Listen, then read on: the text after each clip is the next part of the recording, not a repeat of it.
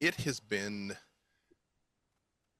an eventful few weeks in the city of Los Angeles. Normally, that is a positive for those who walk in the daylight and even occasionally enjoy the nightlife. But for the kindred who exist by keeping the very nature of their curse, of their state of eternal damnation, a secret from prying mortal eyes, eventful nights are the last thing that you want. Recently, there was a large congregation of kindred that gathered downtown for a bit of a summit, for an audience with Baron Victor Temple, Baron Nellie Griffin, and the newly crowned Baron X of Santa Monica, who realized that several key kindred and influential members of society were missing in the work of the Inquisition, the human hunters that are aware of the existence of vampires were the ones to blame. Recently, over the last few nights, there was a mysterious fire near Van Nuys Airport, and several influential and well-to-do people were spotted in the area, although apparently no one was actually harmed in the process thereof, and it is not exactly clear what was destroyed in the process. What is known is late last week, uh, something terrible happened at the iconic 3rd Street Promenade at the Santa Monica Pier, where the entire facility was destroyed. The official explanation was an anomalous gas leak, but conspiracy theorists were quick to rush to the internet and scream some sort of cover-up, and accounts of having seen black unmarked helicopters in the area were quickly taken down or flagged as false by thousands and thousands of community notes. And as the city continues to reel from what was at first feared as a terror attack, but the current nature of existence in Los Angeles is such as that was 3 catastrophes ago, and it is already becoming a distant memory in the lives of so many people that call this city their home. Except for you 6. At least one of you was present for these events. All of you have been affected by these events. A key feature of the curse of Cain that has befallen all of you is that by day, your body is a corpse. To anyone that was to stumble upon you during your supernatural rest, you would look to all the world as a dead person of roughly your age when you succumb to vampirism and join the eternal nights.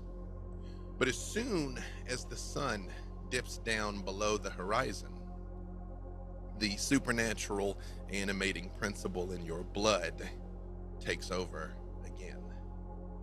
Your eyes flutter open. Your lungs don't move, but the flesh and bone of your timeless corpse begin to answer the call of your mind, and your body animates again to sit up. You all, for various reasons, have fled your homes to seek sanctuary. Can you all see this picture? Yes. Yeah. All right. Mm-hmm. Perfect. Unfortunately, it refuses to let me make it any bigger. But you all have sought sanctuary at the crypt of Our Lady of the Angels, which is a real Catholic church that exists, sitting on the grounds of a long and sprawling graveyard, and boasts to be the home and final resting place of several very important relics of various saints and holy people. But what the visitors to this establishment do not know is the Catholic Church that ostensibly runs it as a facade for the true power behind this edifice. But before we continue on, First, we have a little order of business that we need to resolve, and I will come to each of you one by one to resolve it. Which is what is called a rouse check. Because as your eyes flutter open for the evening, there is already a chance that the beast has a bit stronger grip on you than normal. Delilah, I will start with you this time. You know, tell us who Delilah is, what she looks like. We know that she's on the run from the events last Thursday. What? Yeah. Are we doing the thing like where we wake up to, or you said we were already somewhere specific? You are already here. You already have sought sanctuary in this church. In the catacombs is where your eyes are opening. So I will start with, who is Delilah? What do you look like? And why did you choose to lay low here? Well, Dahlia, she is in her 30s or so, has long black hair, blunt bangs, bright green eyes, and she pretty much always wearing her simple black dress and boots. Um, what was the rest of the question? Why are we here? Why'd you seek refuge there? We know what happened with Dahlia last week, but We why? had a little bit of an incident. Why did you decide to come and lay low here? And if you would like some narrative help with that, I absolutely can provide it. I probably had some terrifying nightmare or vision as a Malkavian that has me a little bit too concerned to be staying in my hotel room this week.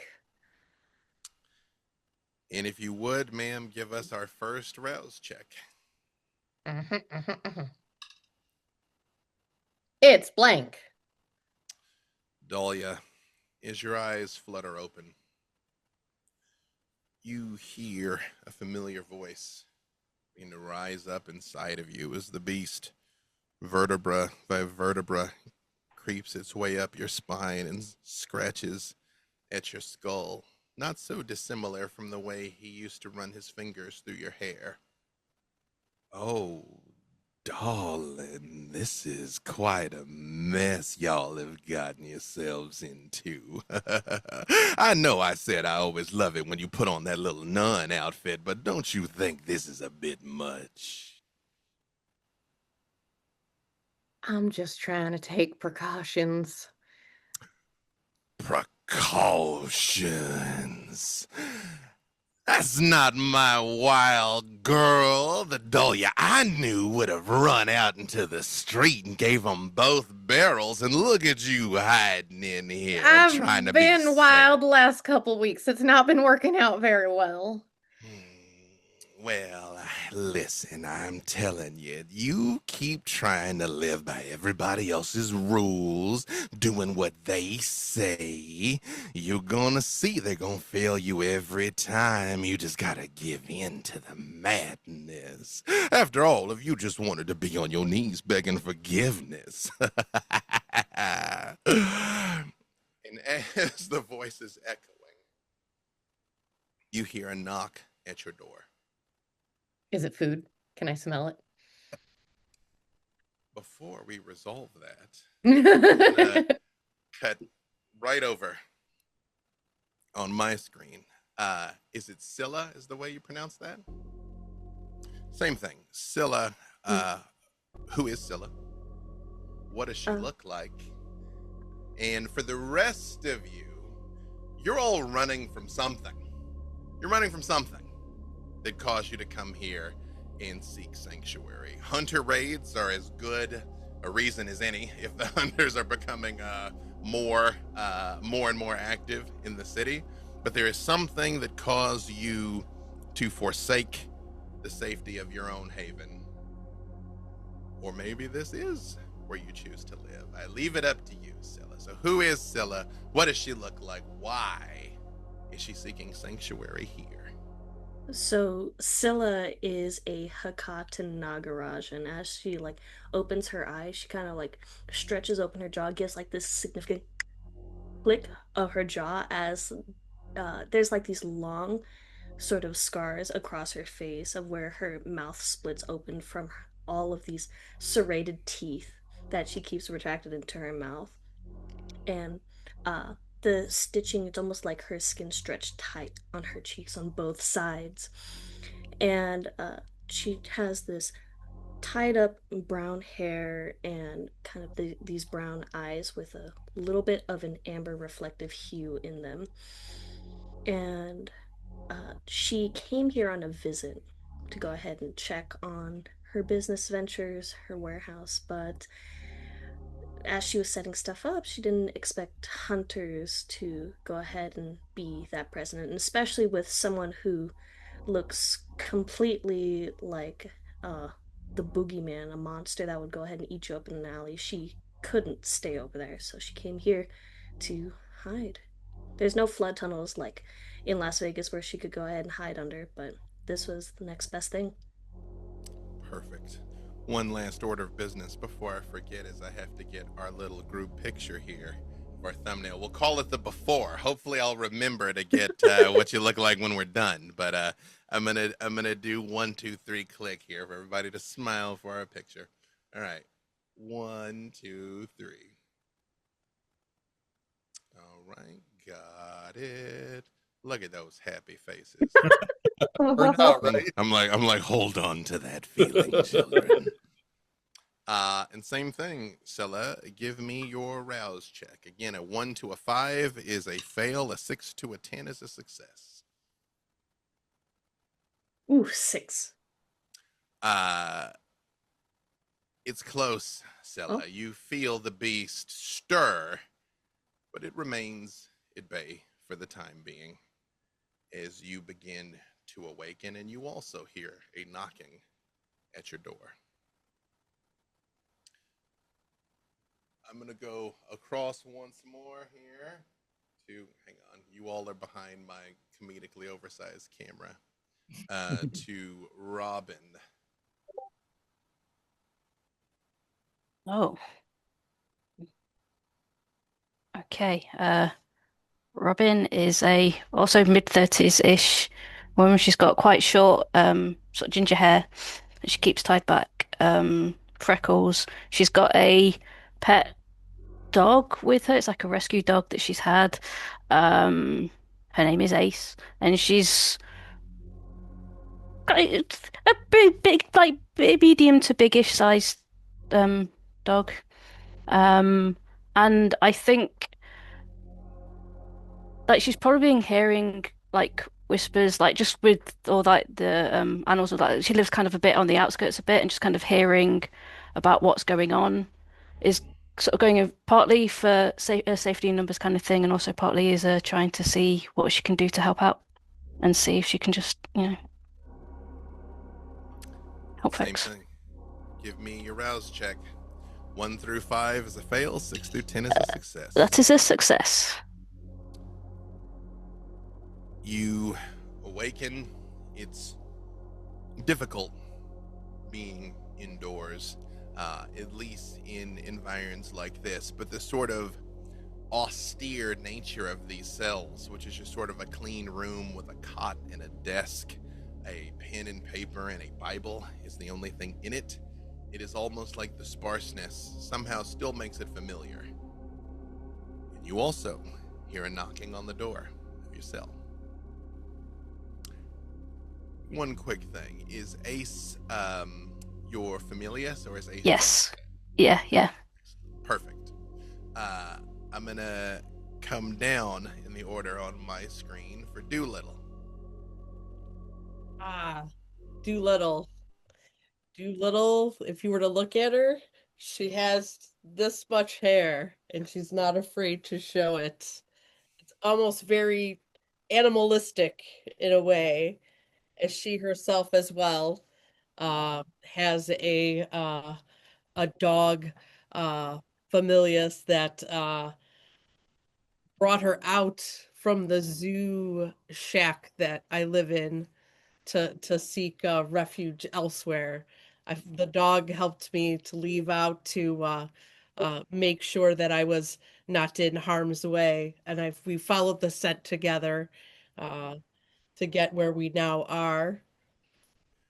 I'm gonna She, add to that. I'm gonna add to that Doolittle. They're using the zoo as a staging ground.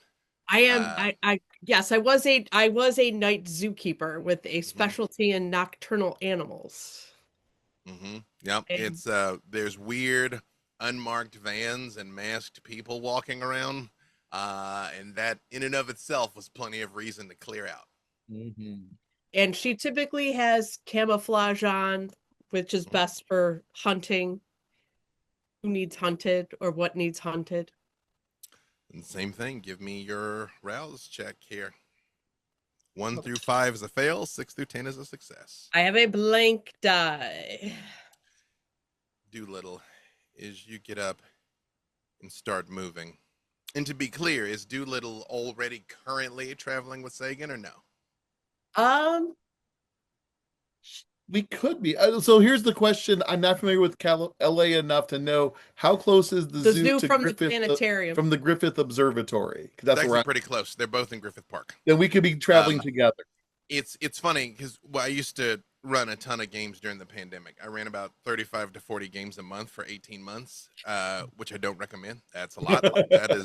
That is a lot. And during those days, I said the only two things that were different about the world is there is no pandemic and traffic doesn't exist. Right. Because otherwise, people that don't live here are like, oh, we're going to go to Santa Monica and then we're going to head down to Anaheim. And I'm like, not tonight, you're not. No, actually, like, pack a sleeping bag. Mhm. But it does so happens that both the zoo and the observatory are both in Griffith Park. They would be very Okay. close to each other. Gotcha. So, Doolittle. So am I hearing that's a yes that you all are traveling together? Yes, we're traveling together, but I think she failed. I did. I failed my Oh round. yeah, you did. We're gonna come to that. Doolittle, as you sort of wake up a little, in Sagan is starting to stir just slightly. In your, what kind of dog did you say you have?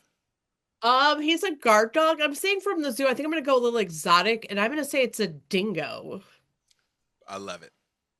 Sort of raises its head, gives you an approving nuzzle.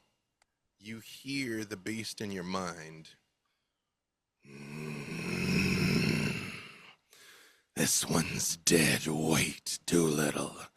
Look at you, sleeping inside, cozy bed, warm and fucking domesticated. Leave him. Better yet, tear out his throat. Put him out of his misery. Leave him. Take the dog and run.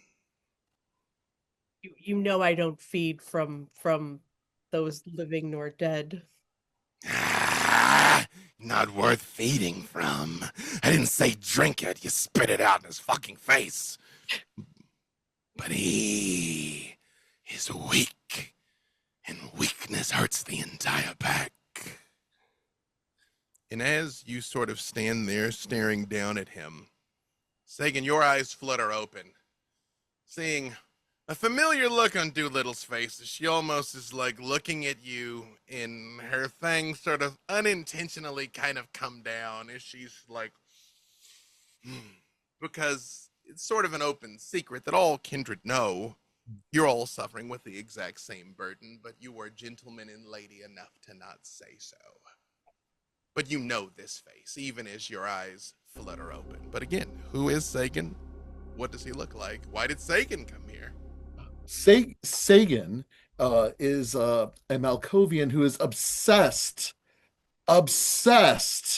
with why I can be out at night in starlight, in reflected sunlight from the moon, and yet not burn. But I am deprived of being out in day walking. That's why every time I awaken from my slumber, I am staring directly into the sun. So when I first look up, all I see is the glow of the sun, and I lash out, as I always do, striking Doolittle in the face, not even realizing it's her. Well, hang on. This might go a couple different ways, because give me that rouse check first. Sure. I got a 1. So I know I said when the skull is on this die, it's as bad as it gets. Yeah. Technically, That was as bad as it gets. technically, you cannot best you'll fail Okay. rouse check, but dramatically for our purposes, you absolutely can. So, Sagan, give me a strength plus brawl roll. Okay. So again, it's however many dice you have in strength, however many dice you have in brawl. By the way, because the system is set up this way, it means you always can roll at least one die to try anything, because you always have a minimum of one die in an attribute, and even if you don't have the skill, you can still try. Quick question. Yes. My hunger went up from 1 to 2, correct? Because of the failure. So that is an important thing to ask to point out as well. For our purposes, it's still going to be 1, because Okay. the way this works, we're doing this slightly dramatically, because theoretically, actually go ahead and make it 2, because in this instance, it was the moment you opened your eyes, you were hungry. Going forward, though, the way this works, when you do something that makes your hunger go up, your hunger goes up for the subsequent rolls, because it's the thing you did that made you hungrier, right? So, but for this, it's expressly the entire point is you wake up. I just want to point out that all I'm rolling are my blood dice. Again, nowhere. This is unilaterally positive. Yes. The first game we did, the very first roll was a bestial failure. So you're in good hands. Good. Just want to double check. 1 through 5 is a failure, so I have 2 failures. Doolittle, he just whiffs it. It's not even that you dodge it. It's not even that you know it's coming. It's just like, and you still hear the beast, Doolittle. Look at that. Pathetic. And Sagan, in your mind, you hear, ooh, we've awakened again, it seems. It is ungentlemanly, it is unbecoming of a scientist to give in to your baser nature. Sagan, look at this, look at what you've done.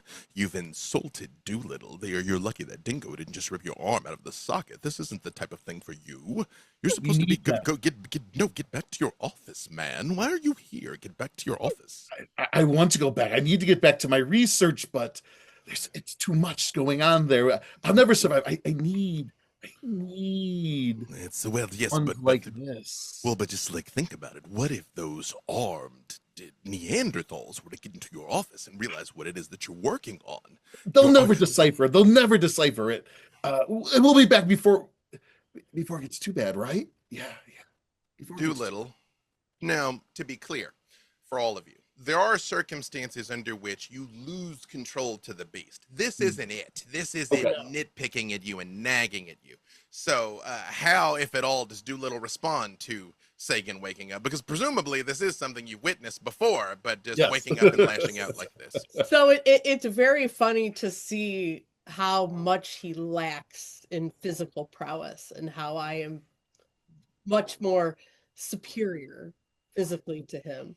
And then I kind of laugh growl, and Dingo kind of laugh growls at him as well, just in a way that means to be humiliating to him because he is so less than alpha. Oh yeah, definitely less than alpha. What does Sagan look like? So Sagan is the very nerdy look of a man who's in his 30s, a crop of whitish crazy hair, kind of a scruffy tight beard. He wears glasses even though he does not need them, just because he wore them in life. He just naturally has always had them on and has to do the typical pushing up the glasses from time to time. He's almost always exclusively in some type of astronomy or sciencey kind of outfit, just because that's what he always wore when he did his presentations and when people would come to the observatory, and he kind of misses that life. But if I can figure it out again, maybe. And as maybe. You all have this quick exchange again, a knock comes to the door. And with that, I'm going to go straight up to Ripley. Ripley. So Ripley appears to be about 18 or so. Very young, chipper, she's got her hair in braids, always pretty much wearing a backwards cap. She has a shirt that says Camp Sunshine on it, 2004. She is most certainly running from something, that something being the Camarilla. And she's always a little bit dirty. She's maybe got like a few like macaroni pieces from some macaroni art stuck to her shirt, and she's always got like a little bit of dirt under her fingernails, or just on her. She's wearing like the little camp counselor shorts. Very serious. She looks like she's just walked out of camp pretty much every day. Same thing. Give me the rouse check, Ripley. The big dice. I have failed. Did anybody make that? Oh, Alas, Ripley. I have failed. big And by dice failing, energy. you've succeeded. Robin's the one who's made it, I think, so far. Ripley, as your eyes flutter up, we had one person who's done 2 of these sessions and passed 100% of her rouse checks, easily over a dozen. Dang. Just It was random- wild. Just passed Couldn't be me. 100% of her rouse check. Still don't know what her B sounds like. It never came up. Ripley, as you wake up, you hear, "Okay, good morning, sunshine. Get out of bed. It's nighttime everywhere.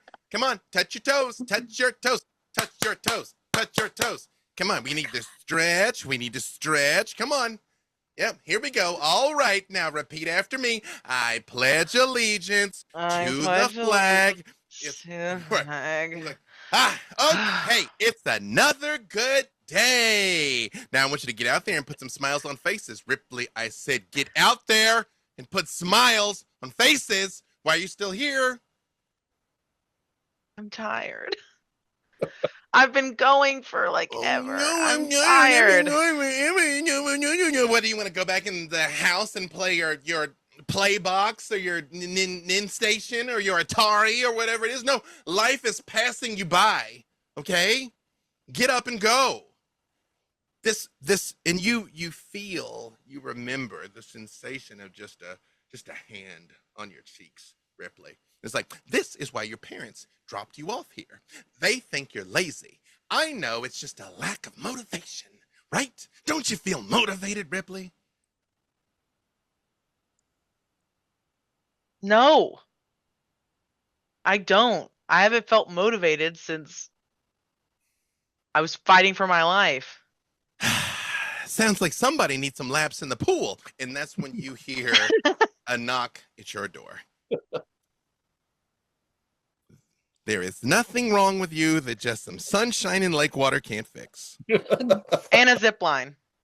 As the knock goes, I come last, but certainly not least, to Cora. Cora is a middle-aged woman. She's beautiful, kind of ethereal. She's an artist, kind of. She says she's an artist. Some would say that she's more into the religious side of almost a priestess, but no, she's an artist. She's an artist. She has a haven that's a temple. But at a certain point, she was like, I made this place to be comfortable and luxurious. And now that all of these problems are coming up, I feel like maybe the French doors weren't the best option. So she decided to head to the cathedral, hoping it's a cathedral. It'll be nice. It is not nice. Not what she hoped, but we're making do. Rouse And check. that is a skull on the rouse check. We just can't pass these.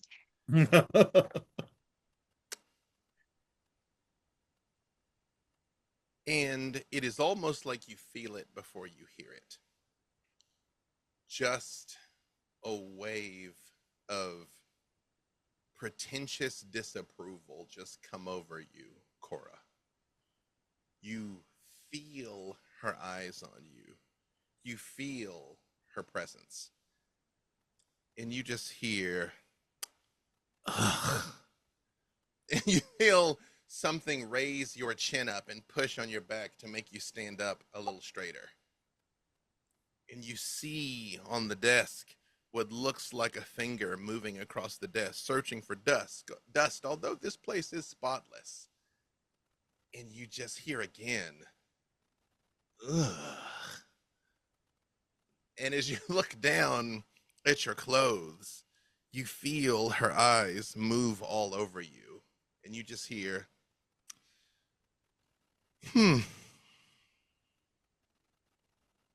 you just feel like something is looking through you, like you're a cast off garment, like you're the worst thing possible. So last season. It brushes off her shirt. It's not that bad. I mean, it's not new, but you gotta wear it twice when you're in situations like this. Oh, oh. And then you hear a knock at the door, Cora. Do you open it? Yeah, she'll go over and open it. You see, at first, what you think might be a teenager in a nun's habit. But as you look at her face, you can see there are crow's feet starting to form around her eyes. Her face is pale. You can tell that she once had probably olive skin, some sort of Mediterranean complexion, but the sun hasn't touched it in some time. But she is unquestionably breathing. And she looks at you and she says, "Would you like to pray together, Cora?"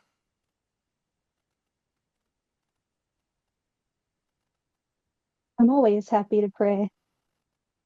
And she just sort of marks the sign of the cross over you and reaches out and takes both of your cold, undead hands, and you feel the warmth in hers.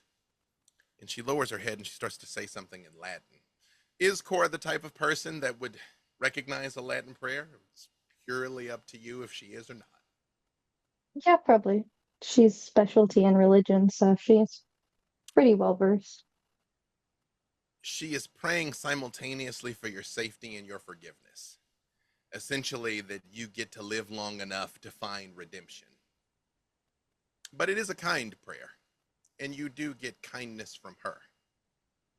And after she says just a few short words, she says, our master will see you now. And she just motions for you to walk down the hallway. So, As you are emerging out of your door, Dahlia, you have been similarly greeted. Do you accept the person praying for you? It's another person that you would think was a teenager just by your first look, but they do have the the early signs of wear of a person who is much older. Dahlia sits with this prayer, does not understand any Latin, but does that kind of that awkward thing where it's like I'm praying too, but like is looking around and is like, am I doing this right? Thank you very much, and Praise yeah, so God I and accept pass the it. ammunition, right? Yeah. The two of you are led into an antechamber that is again way too small. So keep trying. It's like you're led into the lidless antechamber. Show you like this. There you see that? Mm-hmm. That is real, by the way. It really looks like this in there. Pretty. And as they bring you in, Scylla and Robin, you all were greeted similarly as well. For Scylla, do you offer to have them pray for you? She'll go ahead, she'll make sure that she has like her face mask on to go ahead cover her whole thing, but she'll let him pray for her. Albeit she doesn't believe that she has enough time to be forgiven or could be forgiven, but the sentiment's nice. Scylla, the person that comes to you is an old woman. She is sort of like bent and stooped again in a nurse's habit. All of you are greeted by people in nuns' habits. Sorry, greeted by people in nuns' habits. But there is a strength in her piercing blue eyes. And as she prays for you, she reaches up and she very gently touches her mask and she says, "You don't need to hide here, child. All of us are naked before God."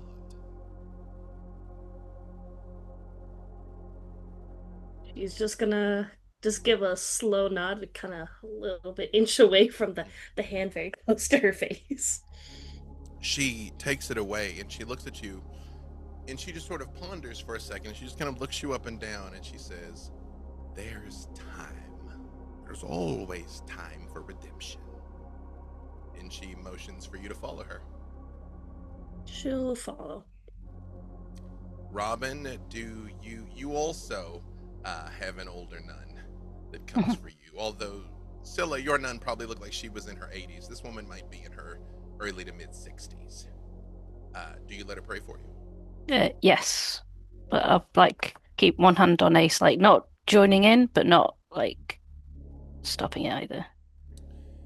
You see, she looks down at Ace and says, "God grants us dominion over the beasts of the field." And she just marks the cross over you, but also marks the cross over Ace. You know? Like stretch his neck, and that happens. And motions. And she also leads you into this antechamber that I have shown over here, where you see Dahlia and Cora as described. And as the four nuns sort of guide you all in, they just sort of kind of look at you and just nod and sort of quietly walk away, leaving the four of you alone.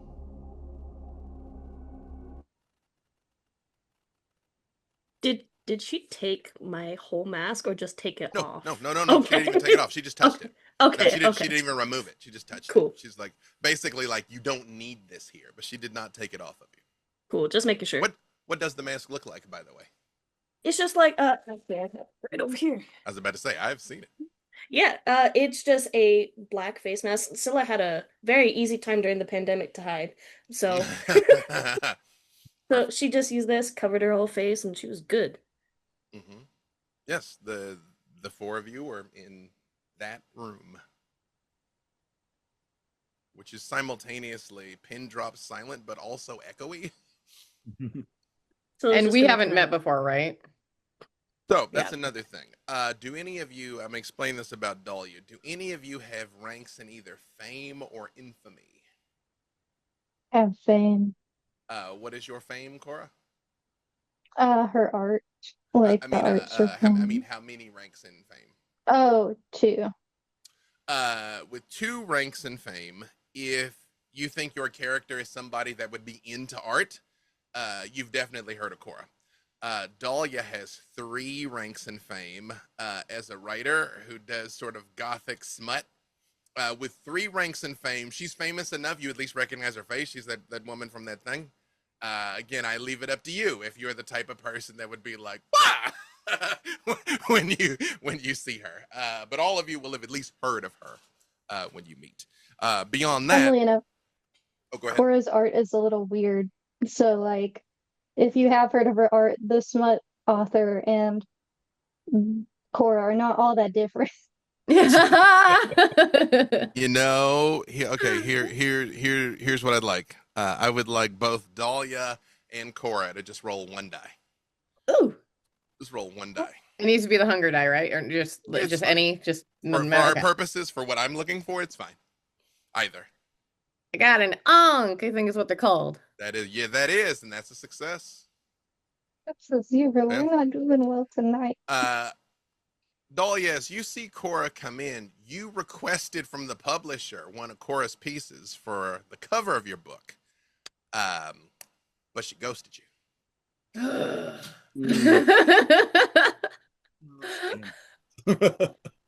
Okay, so we're all in there, and I see Cora, and I'm like, Cora Vex?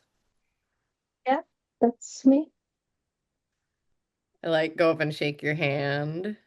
She'll shake it kind of nicely, gently.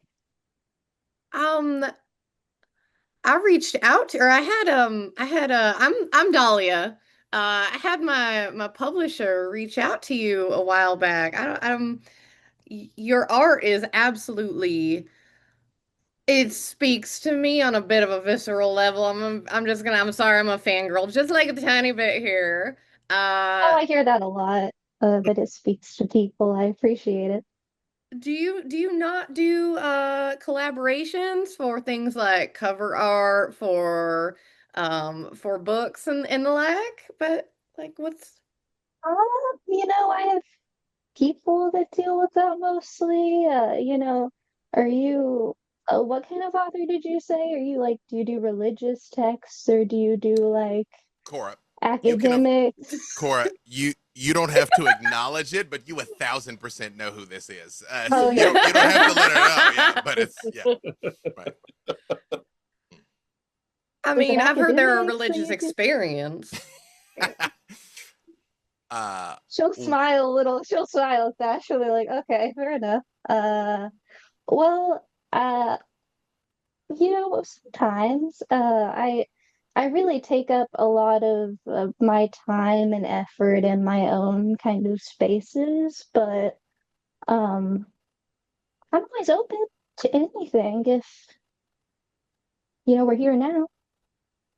Robin and Scylla, while this exchange is happening, again, you definitely know Dahlia, at least by reputation. I leave it up to you whether or not you know Cora, but it's the two of you are standing. There's a woman with a very big dog, and there is a woman wearing a rather ominous mask, standing there also. What are you two doing during this? So Scylla has like a higher craft because she makes stuff for like kindred parties and whatnot. Does she know Cora and Dahlia like among like possible kindred circles? 100% up to you. Okay. Yeah, you tell me if she knows them from those circles. So she's just gonna kind of look at them very awkwardly doing their whole little conversation thing, like, and then look at the two animals that are in the room, just, and proceed to, what is it? It's a squirrel, it's a dingo, and there's a dog, right? Well, the squirrel and the dingo haven't made it into the room yet. They're Oh, on the they way. haven't. They're not there yet. Okay. As of now, the only Did animals I in the miss a room squirrel? are the I missed a walnut, the squirrel? squirrel. There's I yeah. forgot to mention my squirrel famulus named Walnut. I forgot to mention him, but he's on his way. The only animals in this room currently are well, what is Robin's dog's name? Ace. Ace, yeah. Right? Yeah. Ace and Robin are the only two animals in the room right now. Okay. I think Robin's possibly like standing there with two people that like she's aware of.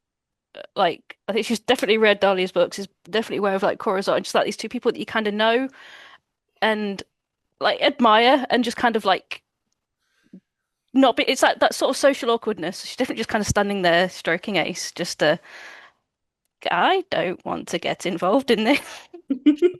And while you're standing there thinking that, you see Ace just rotates their head and looks down a nearby hallway and like rotates around completely, and like all the hackles come up.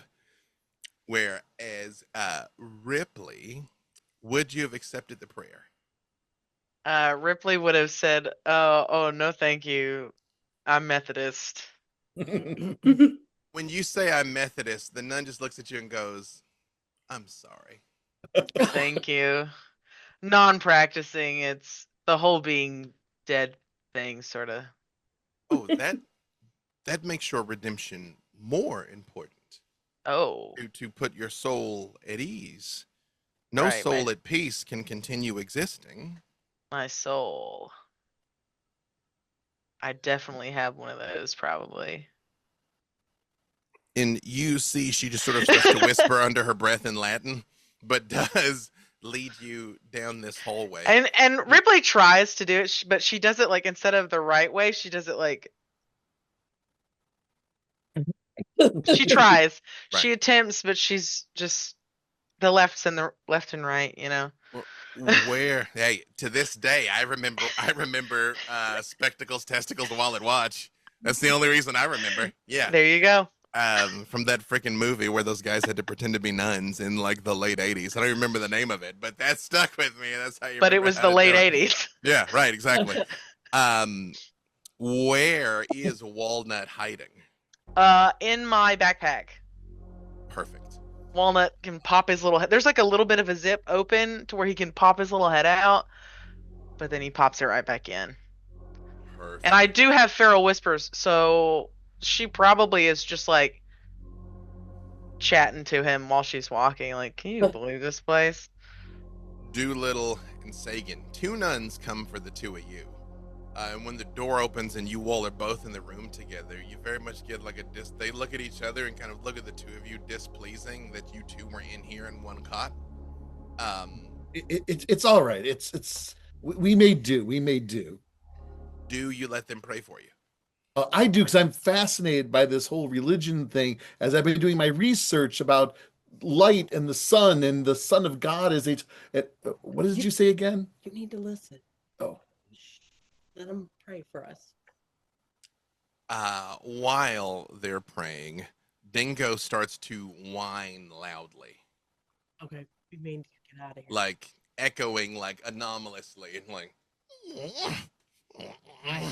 What's wrong with him? I don't know. I'll try to use feral whispers myself to two things: to make sure that he doesn't urinate on anybody, and second, to see if I can get a sense as to what he's heckling about. over there, in the bag, over there. I want what's in the bag. I want what's in the bag. Give me what's in the bag over there.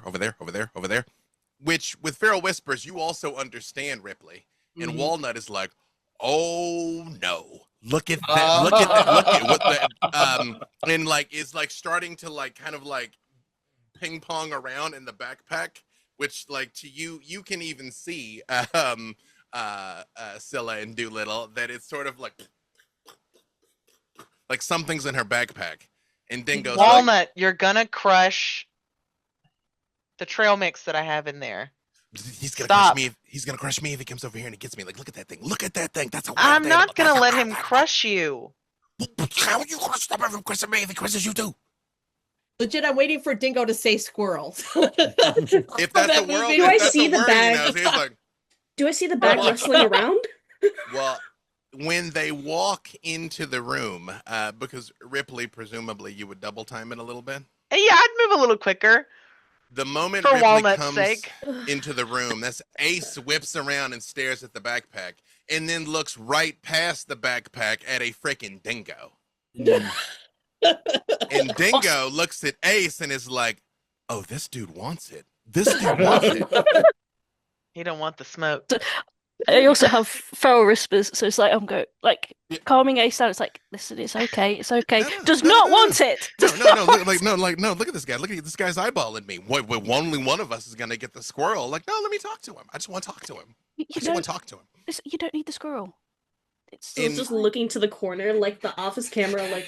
Yeah.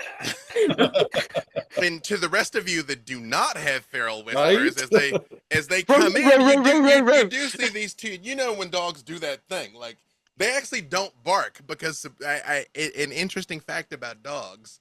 That when was they Walnut. actually feel dominant. Oh yeah, Walmart is like woof woof woof woof woof. Don't open the bag. I'm a Chihuahua. Woof woof woof. But when dogs are actually trying to establish dominance, they don't bark. So you see both Ace and Dingo like give the full like chest flare. They're like, just like eyeballing each other. And there is something rummaging around in this young woman's backpack, clearly. Leaving all of you in this echoey room together. It sort of just sounds like an ambient hum of dogs growling. So I'm looking at Cora and Dahlia talking about the art stuff. I'm looking at all these animals standing off with each other. So I just turn to Sagan and just go, just like a, what's I have going no on? clue what's going on. I brought Doolittle here with me because of the dog and protection, but now there's too many animals here. I don't know what's going on. Wait, I know what to do. Never too many animals. I reach into my pocket and pull out my laser pointer Oh no.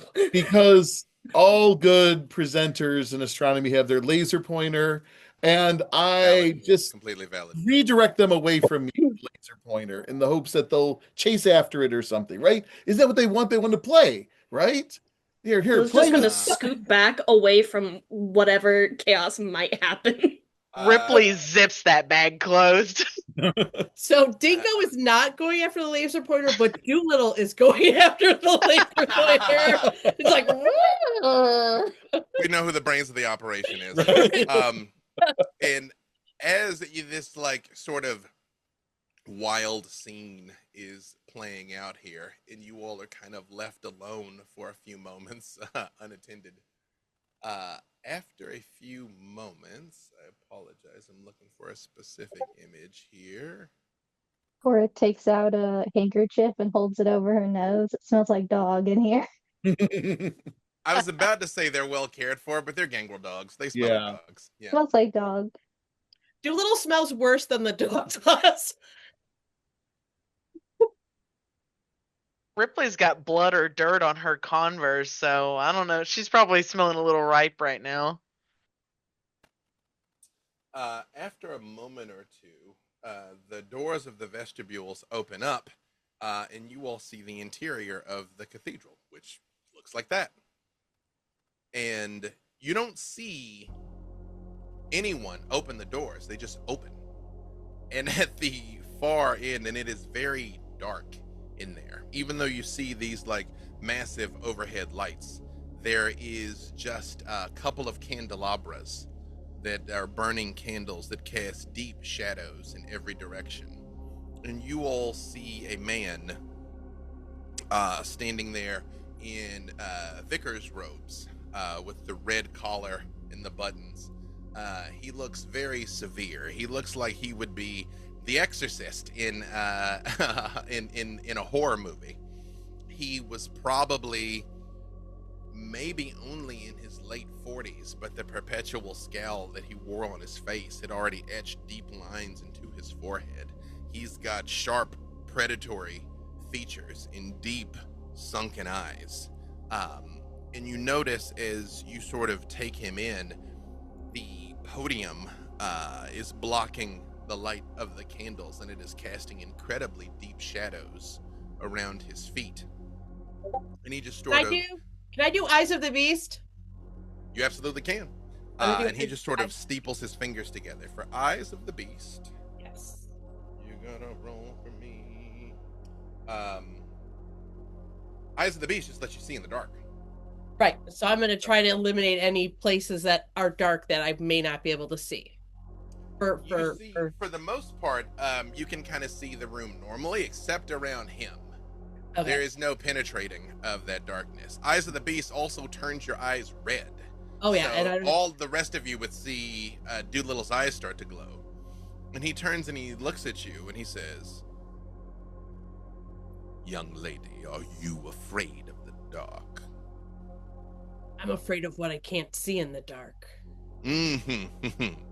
Wise. Please, enter. And he just holds his hands up for you all to come forward.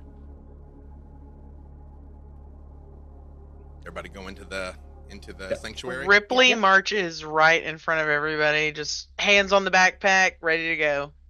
I'll just follow in. As you all come in, he just looks at you all and he says, "I trust our hospitality has been sufficient. Do any of you have needs that have remained unmet?" Hungry. Heart's a little flat. He looks at you and he says, "Good. A little bit of hunger keeps you on edge. It is a weakness to give in to your baser impulses instantly and immediately. And we wouldn't want to give in to baseness now, would we?" And he turns and looks right at you, Dahlia, when he says that. Scylla's gonna keep her eyes away when he says that. He says, "Dark times have come upon our fair city, but it is not the first time that dark times have come upon us, nor will it be the last. We, of course, survive by putting our faith in powers greater than ourselves." And you notice when he says that, he does not look at the cross. He just sort of like looks up at nothing in particular and then looks back at all of you. And he says, "You may call me the vicar, and you are, of course, all welcome here with your declaration of sanctuary. Tell me, why do you think it is that we've agreed to help you? We in Clan La Sombra don't do anything for free. So, why?" The kindness of your hearts. I think you need us for something. I presume you're about to tell us. Exchange of service. Judging by the laugh, I think I was wrong. Apologies. Oh, the joys of youth. And when he walks, he almost floats. Like you see him moving, but you don't hear like feet click on the floor or anything when everything echoes in here. As he just sort of comes a little closer down the aisle towards you. And he says, "Kindred society is, of course, built on boons, favors owed, tasks rendered. And I would be lying to you if I did not say that I am well versed in this sort of currency myself. But the reason why we survive, the reason why Clan La Sombra lasts, and all the clans of Cain have lasted, is caution and foresight. I, of course, would not attempt to extract boons from you in your hour of greatest need. I would simply hope that one day, at some time in the future, perhaps, I may call upon you and you will regard my request favorably. But here in the house of God, were sinners turned away, there would not be room for any of us, now would there be?"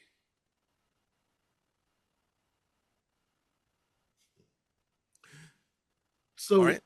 Yes. I'm curious. Mm. How is this going to get us back to our place? The church is lovely and all, and I'm sure you get great light in here. But I have research to get back to. How are we going to solve this whole thing? You've got to have a plan, I'm sure. Solve this whole thing? By what do you mean? I mean, he's Well, not a keeper. He just gave a sanctuary. well, right, but at the same time, there's got to be a bigger plan, something going on, right? Like I bring out like notes as if I was taking like some. So like if we were thinking in the terms of like trying to avoid the inquisitions in and I just start rambling on, You and I'm just having a moment here. you see he raises a hand, and when he raises a hand across the floor, you see what shadows just start to swirl out for him and go towards the doors and open them. And he says, "Well, Sagan, if you wish to return home, by all means, 6th Street is that way. If you are asking what the plan is," he holds the hand up and another shadowy tentacle goes over towards the pedestal at the front, at the altar, and lifts a very ornate Bible covered in silver off and just resting in his hand. And he's like, we've had the same plan for 2,000 years, and it seems to be working fine. Doolittle backs away when she sees Silver. He does just sort of smile at you, and he says, you fancy yourself a scientist. Are any of you by chance history buffs? We had a history class at camp, but I didn't pick up very much. I do a little research for certain book projects. And he looks at you, Scylla, and he says, you are fascinating, child. You are somehow simultaneously the most wayward and yet the closest.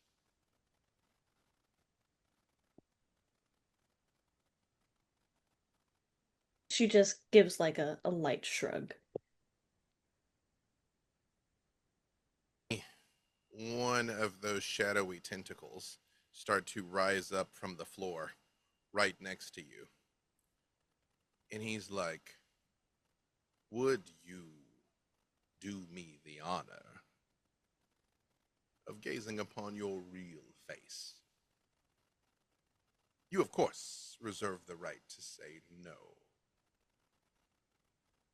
She'll kind of like glance at the others for a moment, kind of like give a quick little judgment before going ahead and taking off the silk black mask, and it's immediately the row of like stretched like skin and scar that cracks almost up her cheeks all the way up to her temple. And then she'll just pocket it.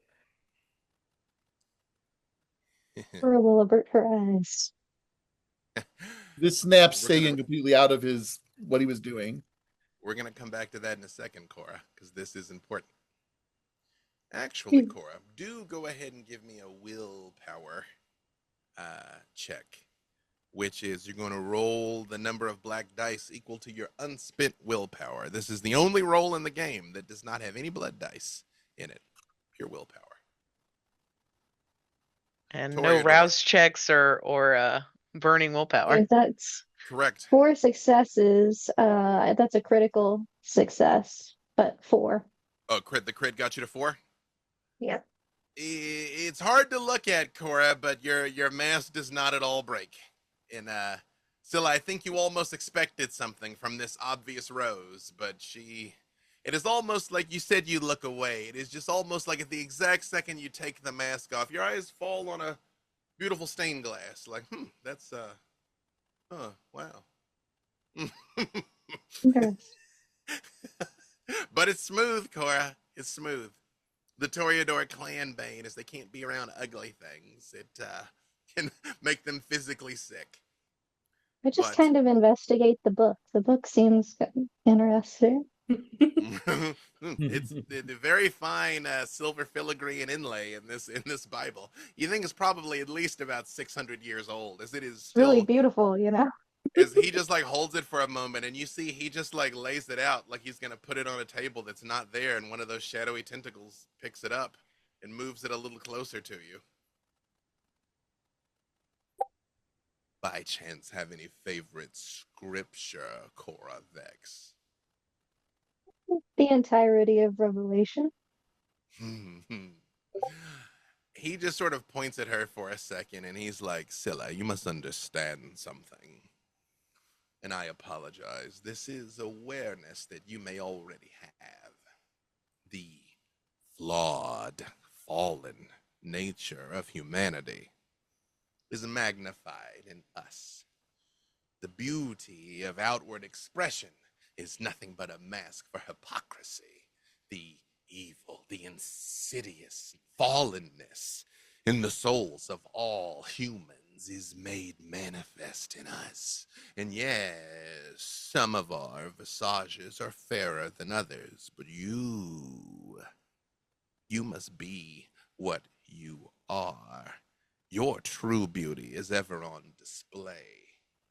In many ways, I envy you, child. Were envy not, of course, a sin I've long since overcome.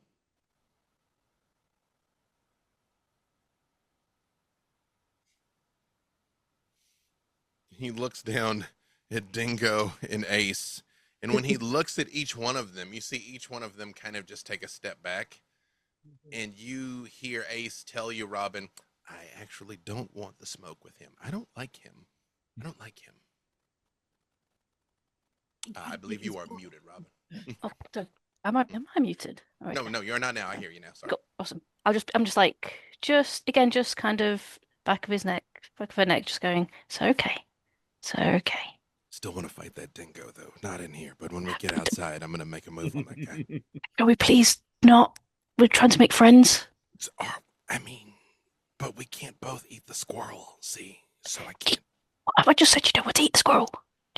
I never said. You told me not to eat the squirrel. I didn't say I didn't want to eat the squirrel. It's not the same thing. Okay, I'm telling you not to eat the squirrel. We're making friends. Friends. You see the vicar sort of studies this for a moment, and he says, such a colorful assembly. And yet, none of you are students of history. Well, then you may not properly appreciate what I am about to show you, but I would like to bestow it upon you nonetheless. And he just like it's like he rotates in place and just starts gliding over towards a far room. And he's like, if you would accompany me. What would a history check look like for that? Could be academics. Because I'll try it. It's I really could try an academic. It's really more as, do you think your character would be interested in such things? I mean, because practically it could be academics, it could be occult, it could be lots of things. If that's true. Do you even give a damn? Is really all he's asking. That's fair. Or would be more invested in the occult side. Yeah, Ripley would be more invested in the academics. She doesn't have a lot of academics, but she's got enough to sniff at. So probably a bit of both. Attached to the gangrel pun side. intended. Presumably, you all follow him. Yes. Mm-hmm. Mm-hmm. Yep. He leads you back through a long, twisting row of tunnels and rooms until you come to a reliquary. He leads you through a tunnel that looks like this hallway to a reliquary that he just sort of passes by this I've completely forgotten the words. It is a marble sarcophagus. And he looks and he's like, bones of saints. And he's walking past and he's like, here you see where we have relics of Saint Teresa of Avila, a famed mystic. And then finally, he lists off the names of multiple people that they have relics from various saints down there, all of which they actually have. Until finally, he comes to a vial of blood that is just sitting on a tray. And he stops in front of it, and you see he sort of just like bows his head for a second, almost in reverence to it. And he says, perfect. He raises it again, and then he just sort of looks at it, and he says, do any of you know who Saint Francis of Assisi is? Likes animals. Among many things, yes. She would tilt her head kind of interested looking at the blood. Stallion. A famed saint of some renown. And another visionary. We have vitae of his that is centuries old, and yet remains liquid. Probably still consumable. Who knows what one would see where they attempt to, which of course none of you should. I like to come down here on occasion to be surrounded by those servants who were of greater use than I, of those whose works outlasted them, while I simply outlast all of my works. And I would like Sagan and Dahlia to both give me your resolve and aspects. Mhm. And aspects. Mm-hmm. And I'm at 2 hunger, right?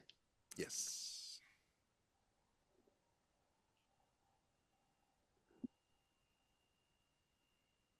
Four successes.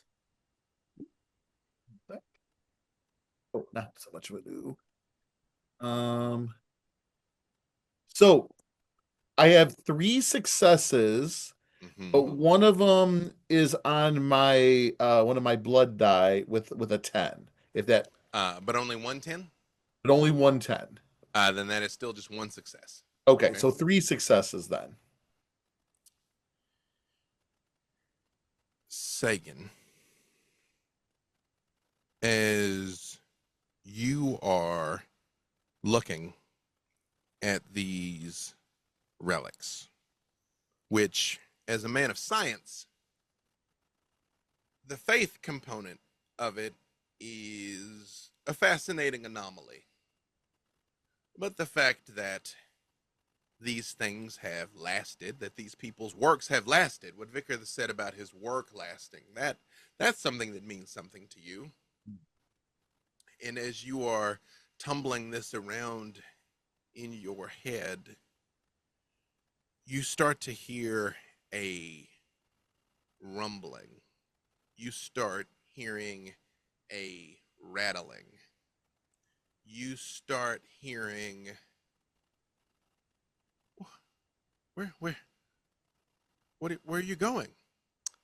Come on, baby. You knew what this was. No, you can't leave me. You can't leave me like this. Listen. I got somebody waiting for me in every town up and down the West Coast, back down to Tijuana, okay? You think just because you gap your legs for me, that makes you special? Oh, I'm not special. Okay, I'm not special. In Sagan, Yes. you hear her laughter start to magnify and echo to dozens of voices laughing, hundreds of voices laughing, but manically cackling laughter. Am I starting to get the impression, because I've had like unusual visions and things like that before, that I'm getting visions of what maybe has happened in this area, or at least in the adjacent rooms, perhaps? No, No. no. But the last thing you get out of that laughter is you get the distinct impression that there's people running around trying to put a stop to it. That is, this laughter is going too far. It's going beyond to hoarse, kind of rasping cackles of laughter. And you get the like, no, calm. And you get the distinct sense of like a cloth being put over your face. In if your lungs still operated, of chloroform just shutting you off into just darkness, like somebody just hits a switch in your consciousness. And Dahlia, you find yourself standing on a football field, and you hear people cheering in the stands. They're cheering, and you're down on the grounds, and you see someone pushes you really hard from behind and is like, hey, snap the ball. Snap the ball. And as you look down on the ground between your feet, as a good Southern girl, you know how to play football, and you look down to snap the ball, but it's not a ball, it's a skull. And as you snap the ball back, exactly, we got practical effects, yes. As you snap the ball back, you see the quarterback gets ready to throw the skull like a ball, and you hear a woman's voice screaming, no, no, no, no, stop it, give it back, give it back. And he's like, ha ha ha, win another one for Catholic. And he gets ready to throw the skull. And you just hear rage and screaming. And you see the players start to fall to their knees. And you see these teenage boys, just the life kind of start to drain out of them and falling to the ground. And you see the people in the stands start to fall to the ground. And you look up and you see what would have been a beautiful woman at one point, but she is wearing tattered rags of clothing. Hold on, let's see if I can show her to you. Are those nuns in this room with us? Where we are in having these visions? And as of now, it is just you all and the vicar in this vision. okay. But the Okay. woman, I think about the nuns while I'm having this vision. if I can show you this, she looks like this. Which still is somehow small. I don't know. It is even big on the other monitor, but there we are. But she is filthy and covered in dirt. There is an eyeball missing from one socket. She holds up an arm and a hand is missing. And she looks at you and she just says, they took it from me. They took it from me. They took him from me. I'll take them. I'll take all of them. And you sort of snap out of it at the same second Sagan does. As you all are just sort of there looking at relics and you're like, that's weird. There's bones in that. Like, ah. It's like I snap back. I'm like, who took it? Just like yelling it. Do I recognize that Dahlia is probably having some type of vision like I did? Moon children recognize their own. Okay. Dahlia, did you see did you hear the laughter? The people trying to stop the laughter? Wait, no, something doesn't seem right. You're looking at me weird. I maybe I've said the wrong thing. Wait, did it not happen? I'm looking around at everybody now, see their impression of what's going on, and just kind of seeing the looks on the vicar and everybody else. To the rest of you, the vicar was talking about the torment of outliving his works, and that he envies the fact that these people's works outlive them, and the two of them just sort of like, bleh. Okay. Yeah, Scylla's head just snapped back like, the fuck? I look at when the you got vicar yeah. with all of like the suspicion and like me as a player would probably take very similarly to me as the PC to this vision, and I'm like, what is this motherfucker doing? What has he been doing? And I look at him with all that energy in the entire world, eye daggers. What are the rest of you doing while she's giving the vicar the hairy eyeball? Ripley is just sort of like looking between the two of them and knows that this is so outside the scope of her comprehension that she has ended up grabbing the trail mix out of her bag and is feeding her bag, aka feeding Walnut. Scylla's watching her do that. Dingo looks at you, Doolittle, and is like, I can take the squirrel right now. No one's looking. I could just bite through the backpack. Ripley whips behind and goes, "No, you will not, young man." I swear it's almost like she understood what I was saying, but trust me, no, I could she wouldn't even see me move. I can see you right now. Robin, at that exact moment, because Ripley is whipped around, you just see Ace's mouth opening very slowly towards the backpack. I'm just kind of gonna stand, put myself between Ace and Ripley's backpack. Just kind of look her in the eyes. What have we said about making friends? You all have this exchange. Doolittle or Sagan kind of starts to ramble a little bit. Dahlia staring at the vicar. The animals starting to act up like this. Those of you that said you have a relevant skill. You can give me intelligence in either occult or academics, Oh whichever no. is higher. Oh, yeah. All right, Let's do hold on. that. Let's see.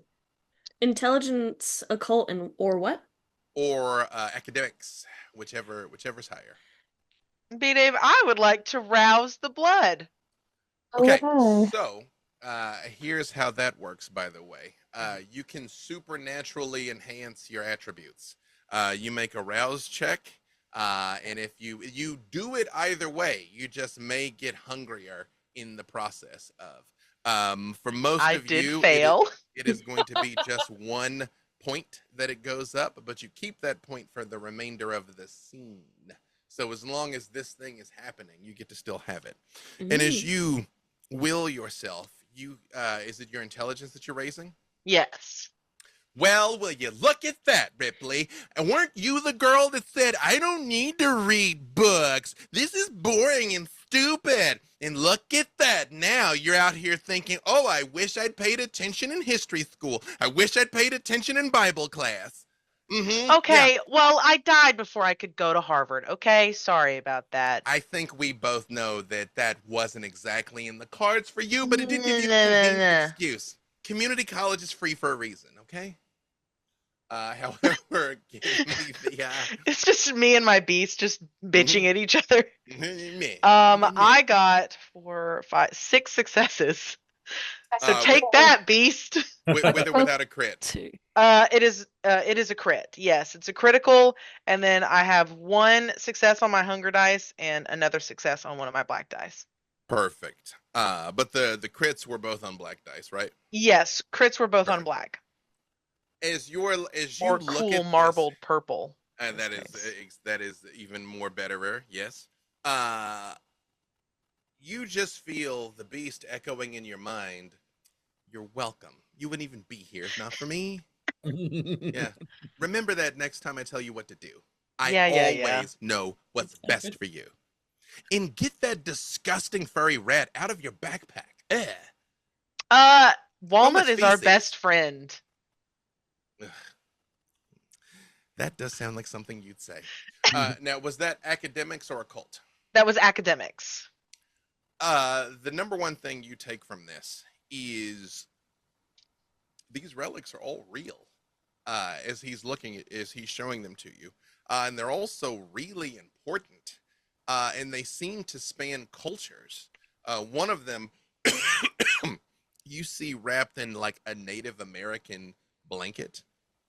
You do see several things that are like heavily of Spanish and Mexican influence, but you also see like French things, and many of these things are centuries old. Like they far, far, far exceed this building being here. And the fact that they're here is simultaneously impressive, and yet they don't seem like terribly well defended. Like if you went to the museum, like there's fire suppression systems and like thick glass and lasers and motion. These are all just laying out. You could reach out, you could touch any of it, and you instinctively kind of understand Clan La Sombre's the defense system. Like it's like, yeah, it's right over there. Yeah, try and grab it. Do it. You know? There are shadows actively mean mugging me presently. Yeah, you're like it is simultaneously the cheese with a very large trap around it. But I will also add to that, in his own way, showing you these things is simultaneously a show of respect and a show of power. Like I respect you enough to bring you into the vault, but I also want you to know that I know you can't do anything in the vault. Like it is both of those messages simultaneously is what you get from that. Yes, Scylla. So I have Bloodhound. Could I smell the blood like in the vial? Like how strong it might be? You can. You go ahead and roll that, and I'll tell you what it is that you know. What's the roll for Bloodhound? It's a merit. Give me. and then I got 4 and a cold. Perfect. I'm gonna give you that in just 1 second. For No Bloodhound, give me.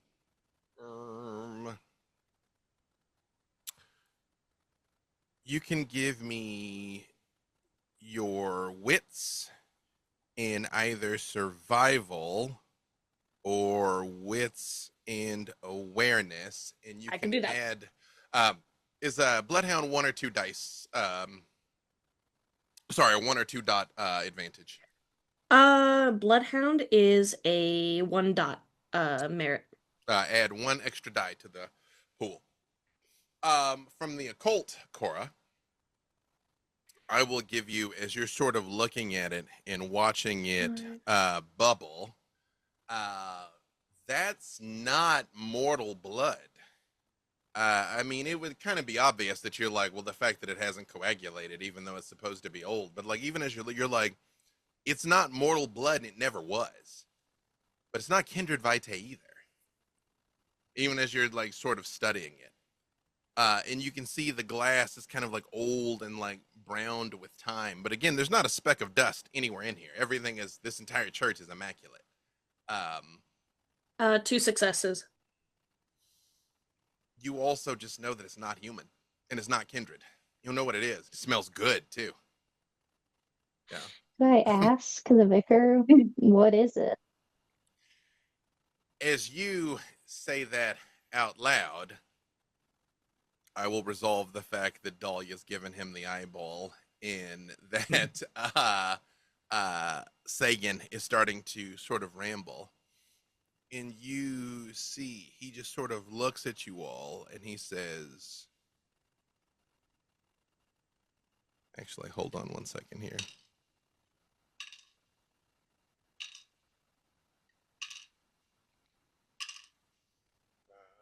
All of you give me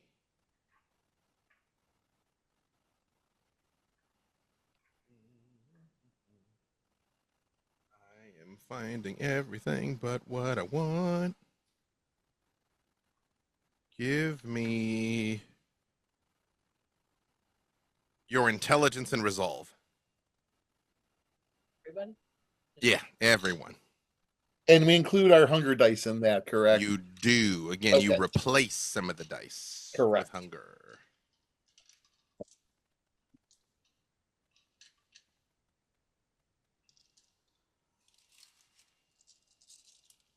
Let me do this. Get your try. Ooh, I got a 2. It's better than nothing. Ripley, what you get? Or are you still rolling? All right. Dahlia, what you get? 2 successes. All right. Cora, how much you get for this? Ooh. 2. Robin? 6 with a messy crit. 6 Whoop, whoop. with a message. Perfect. And I got 3. 3. Perfect.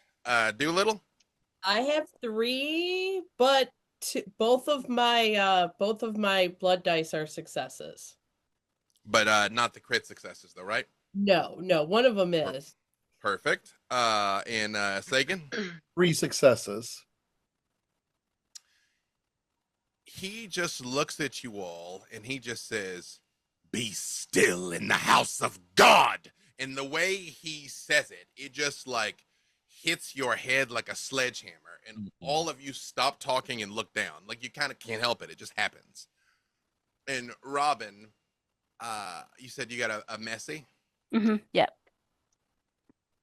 You resist for a moment. And when Gangrel frenzy, you're not going to frenzy yet, but when Gangrel frenzy and animalistic aspect of their nature manifests, what is Robin's animalistic nature? I think that they do, like, Robin's quite, like, feels at home with, like, especially like dogs and wolves, so I think it is probably more along that kind of sort of like, I guess, pack animal-y, like cackles, rise, snarly, growly kind of. You all kind of hear a bit of a rumble come out of Robin as you're trying to fight it. And everybody rolled. No, he mass dominates the room. Gotcha. Okay. Yeah. The dogs bow their heads, you know? Robin, you feel the hackles come up and you even like your lips curl back almost into an unintentional sneer of just willfulness. And he just turns and he looks at you and you see his eyes are just black pools. and he says, "The beast has no power here." And you also find yourself looking downward. Lucilla, what'd you get? What did I need to roll? It was your intelligence and resolve. Okay. Is it 3 black dice and 1 red dice, or 4 black dice, 1 red one? It is if your intelligence and resolve is 4 total dice, it's still 4 total. You just replace one with a blood die. There we go. Mm-hmm. Oh, crit. 2, so 4. Same thing. Okay. Zilla. For a moment, you're almost able to fight it, but it just sort of like. Oh, could I just relent? Happens. Oh, sure. You absolutely can just give into it. And as he sort of stands there, Dahlia and Sagan, those same shadowy tentacles come up from the floor and wrap around your faces and lift them up to look at him. Not in a violent way, but it's like the way they wrap around you, it's like at first they feel... Like in a sexy way. No, it's not sexy either. That's what you wanted it to feel. I choose to feel it sexy. You pretend. That's true. I'm not here to tell you what Dahlia's into. I can only tell you. It could very well be sexy. Yeah, I can only tell you not in the way it is intended, not to how I it is feel received, uncomfortable. yes. If you've ever felt a snake, especially like a python or a constrictor, you know how there's almost like as small and as smooth as it is, there's almost like an impossible strength, especially when it doesn't want to do something. It is cold and just almost irresistible as he raises your faces to look at him, and he says, and he looks at you for a second, Dahlia, and then it's like the tentacle lets go of you. It's definitely noted for a scene. Tentacle's a whole other category of a smut. Allow me to make a note. I mean, it's like, is he a man of the cloth or is he just cosplaying one? He's like, does the vow of chastity involve tentacles? I don't know, you know. He looks at you and he says, "Moon children, I am aware of the nature of your affliction, but you still must behave yourselves with respect in the house of God, in this holy of holies. What is it that you have seen?" It's not so much what I've seen, but what I heard. I heard laughter, and but it was like a manipulative laughter, and it sounded very current. Like these were not people from a long time ago speaking. They spoke as people do today, and then there was more and more and more of this laughter, and then something was trying to stop the laughter. There was kind of an old-timey edge to some of the things that you heard. It's the limitations of my performance abilities. Okay. Yes. But there was an old-timey edge to it. Gotcha. Okay, then I'll repeat that. No, it was very, very old time. And you, Dahlia? I saw something sucking the life out of young folks and kind of reminded me a lot of your nuns here. A skull being tossed around like a game.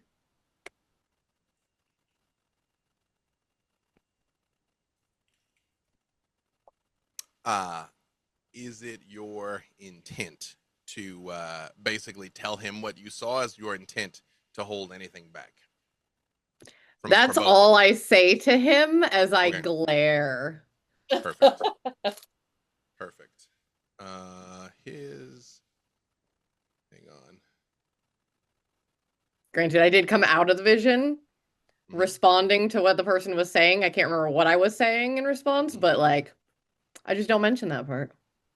Perfect. Hold on. While he's focused on Dahlia, can I sense the unseen to see if there's like a ghost here or something? Or okay, you absolutely can.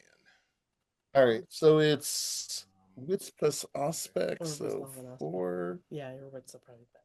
4 by 6. Okay. Give them to put your food.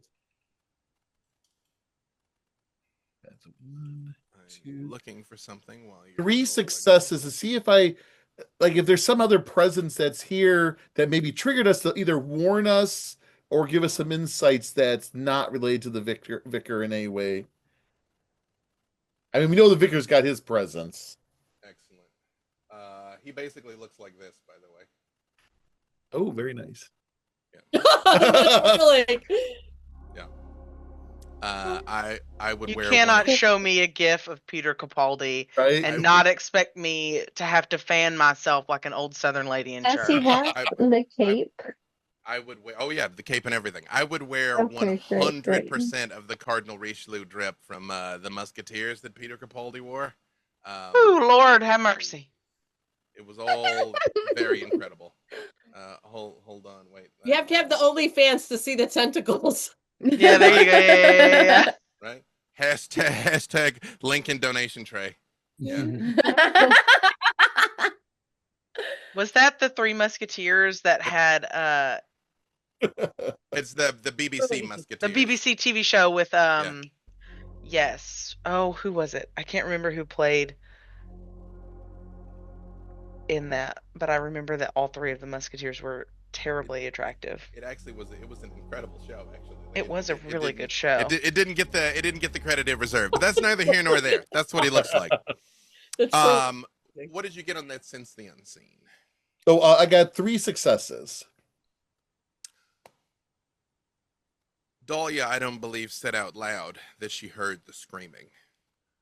But, Sagan, you hear also a woman screaming, "They took him from me. They took him from me." But she seems like she's some distance away. She's not here. It is like close enough that you could still hear her, if not supernaturally, but far off.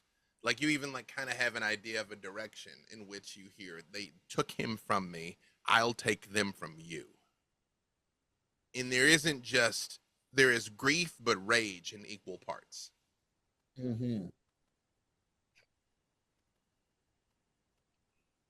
Is the vicar kind of focused on Dahlia at this point? Did he kind of readjust to all of us at this? There's still a tentacle around your face. He's Okay. definitely attempting to talk to the two of you.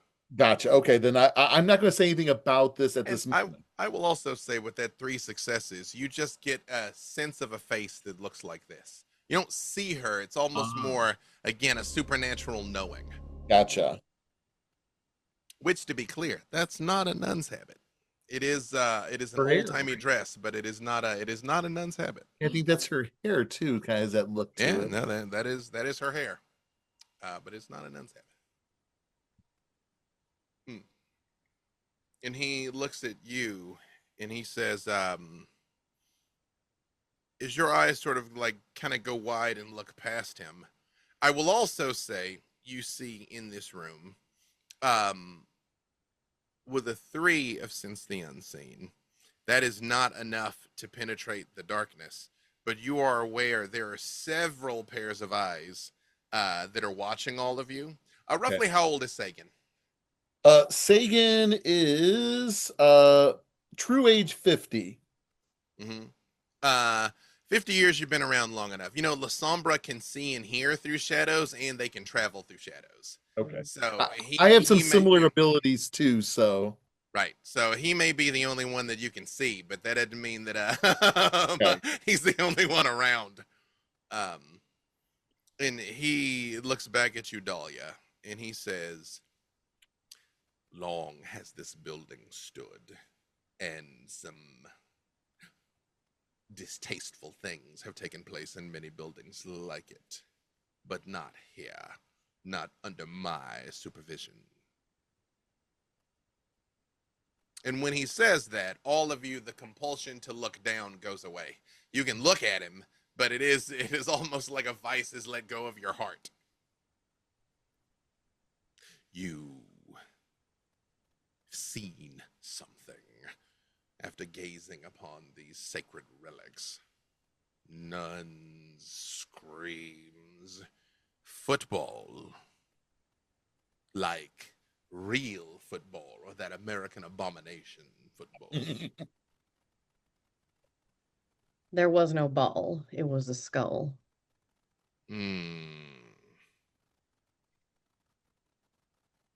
There is a school that also falls under our purview that is not a great distance away.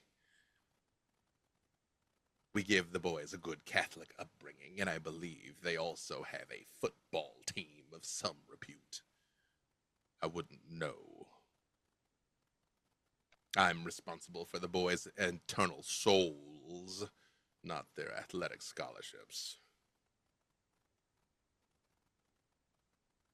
Can Do Cora they just end up? try again and say, "What is it?" Directed towards the vial.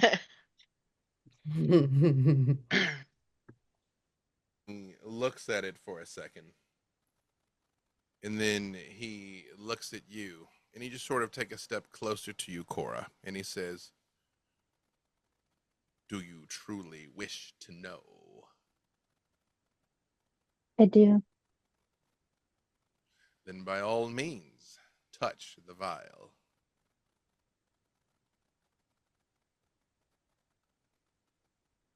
It was totally just She'll watching reach over out. Cora. She'll reach for it. Give me another willpower check. Beth, I've made it through this whole game without seeing wisdom save one time. We're doing good. We're doing good. It's so much progress. Look, man, I'm running D&D at an event this weekend, and I'm gonna be saying willpower checks left and right. I know what I am. That's a critical success, which makes it a 5. Regular crit, not messy crit, right? Regular crit. Cora, you touch the vial, and the first thing you hear is singing of unearthly beauty. It is not simply human voices. It is something superhuman in every possible way that can be intended. It is otherworldly, and even as it begins to echo through your mind, a tear starts to roll down your cheek. And as you reach up to touch it instinctively, you look at it, the tear's not vitae. It's a real tear. How old is Cora?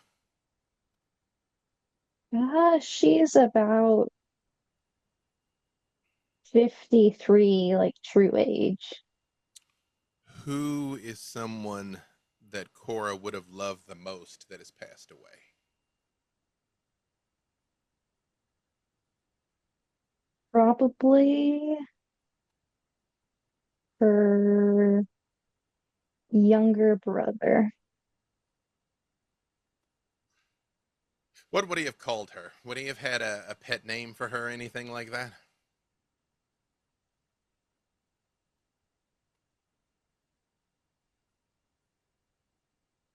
Coco? You are taking this in.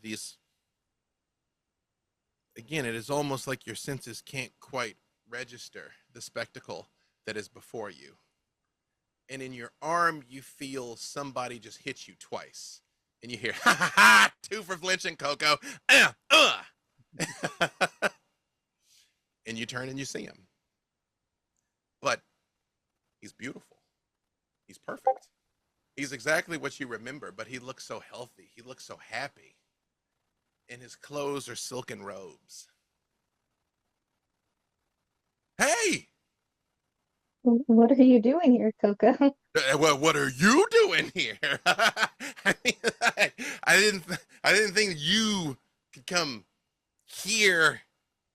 What's supposed to mean? I'm your older sister. Oh, yeah, but and he just hugs you. And there is a love and a warmth and an acceptance that goes through you. The state of damnation, Cora, that you exist in doesn't have much room for warmth. It definitely doesn't have room for forgiveness. But in this moment, while he's embracing you, you just feel whole. We'll squeeze them tight. And he looks up at you. And you see he looks off in the distance like he hears something that you can't hear. And just around you, there is just scintillating colors. It is simultaneously dawn and dusk. It is pastel and earth tones. It's love, it's joy, it's bliss. And you want nothing more than to just stay in this moment. And you don't even have to voice it. And he just looks at you and he goes, it's Coco, you can't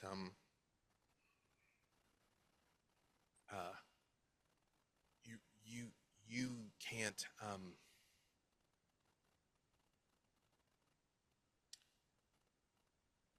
there's not a place for you here. What would I have to do? He reaches up and he touches you, and when he does, you feel the blood coming from the bite on your neck, flowing and warm. And he just says, you would have had to say no to that party. And in that moment, you're back. And to the rest of you, she didn't actually touch it. To the rest of you, she went towards it and stopped. But Cora, your face is streaked with blood, dripping down onto your very nice clothing, as that is the only way Kindred can cry. She'll just repeat, but she's like, it's more of a whimper now. Like, what is it? What was? It is what we have lost.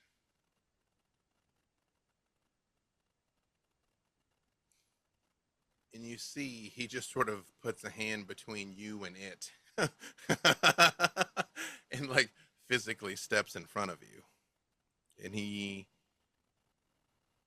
see his expression never changes. Even when he told you all to bow down, it's all the same, always. But you see just the slightest unfurrowing of his brow. And he leans closer to you and he says, and yet we must ever labor to reclaim some piece of it. That is, there are mortals. We call them saints, but they're more than that. There's some who know that eternal bliss while they yet live. It's curious. They are members of some sort of celestial chorus. I've yet to know one personally. Dare I say I would be unworthy to.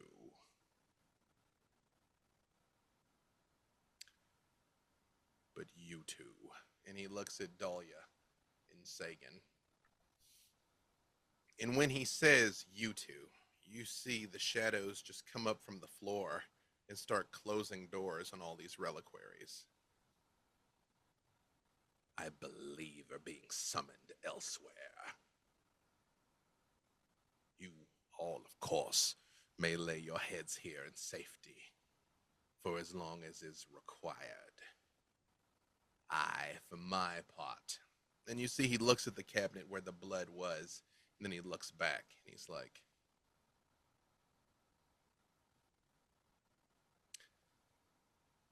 need to go to my own confession. If you will excuse me. And he looks like back the way that you all already came. Like, clearly, you don't have to go home, but you can't stay here.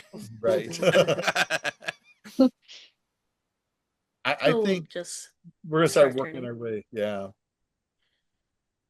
She's gonna like walk next to like Cora though and kind of just like slightly tilt her head, but she knows enough Toreador, so she kind of um just keeps her head a little bit to the side. Just, what did you see?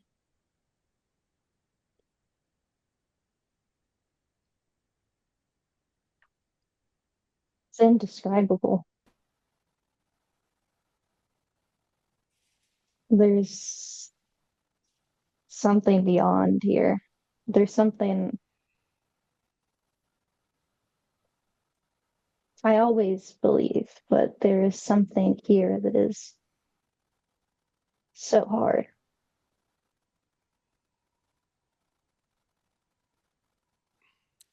She'll just give a quiet nod before keeping her face away and continuing to walk. Ripley will go over and fish out of like her backpack like a little like wet wipe. So and she'll offer that to Cora to sort of wipe off the vitae.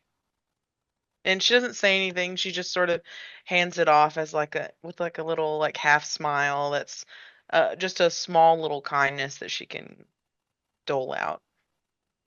I'll take it largely because she doesn't want to stain her actual handkerchief. So There you go. there are two options. If Sort of Sagan, if Sagan could wipes. exhale, oh, go ahead, go ahead, go ahead. Well, actually, put a pin in that second because there's a way. You see, as she wipes the vitae off, you all notice on her face a tan. Her undead, pale flesh looks vibrant and human. And even as you all register it, it fades away right in front of you. Back to what it was.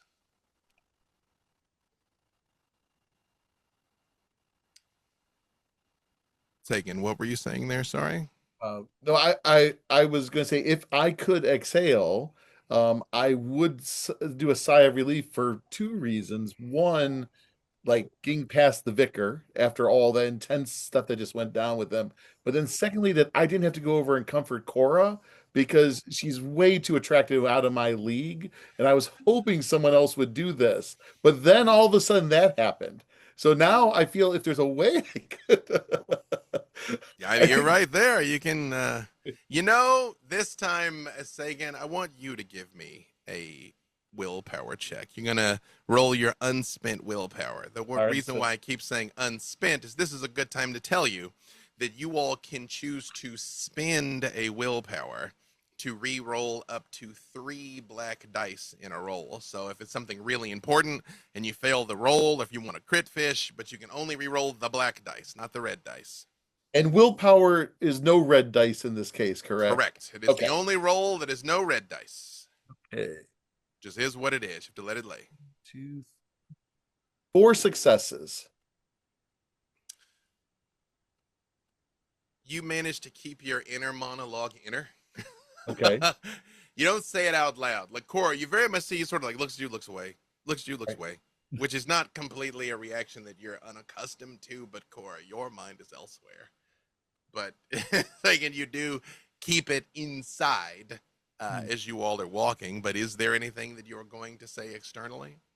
I'll say I will say, Sagan, also, you more than anyone know what a tan face looks like. Like, geez, somehow she was in the sun.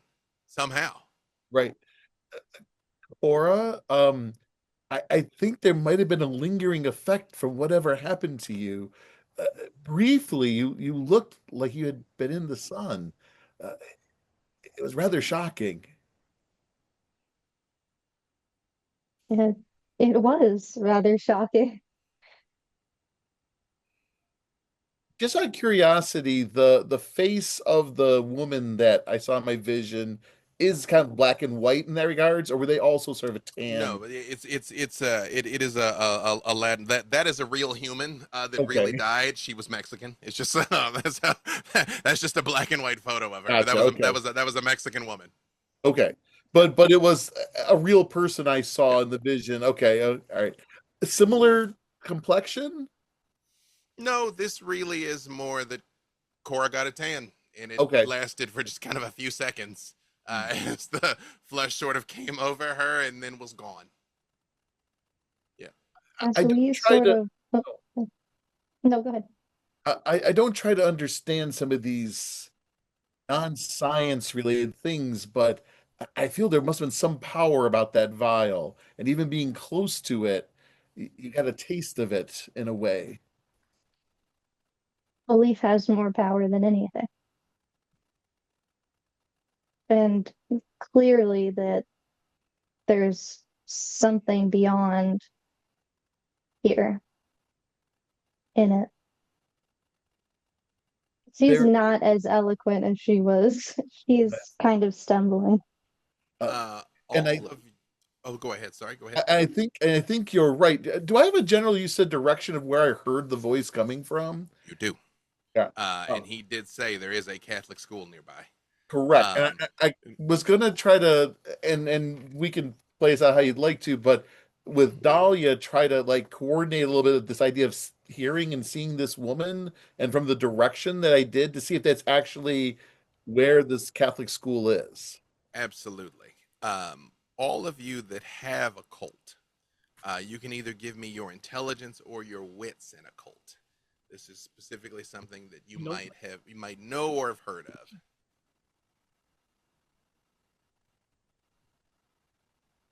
Ripley's like, a cult? I've heard of cults.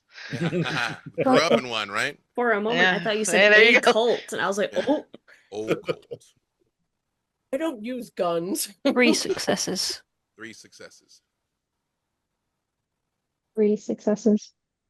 4 or 5, Dahlia.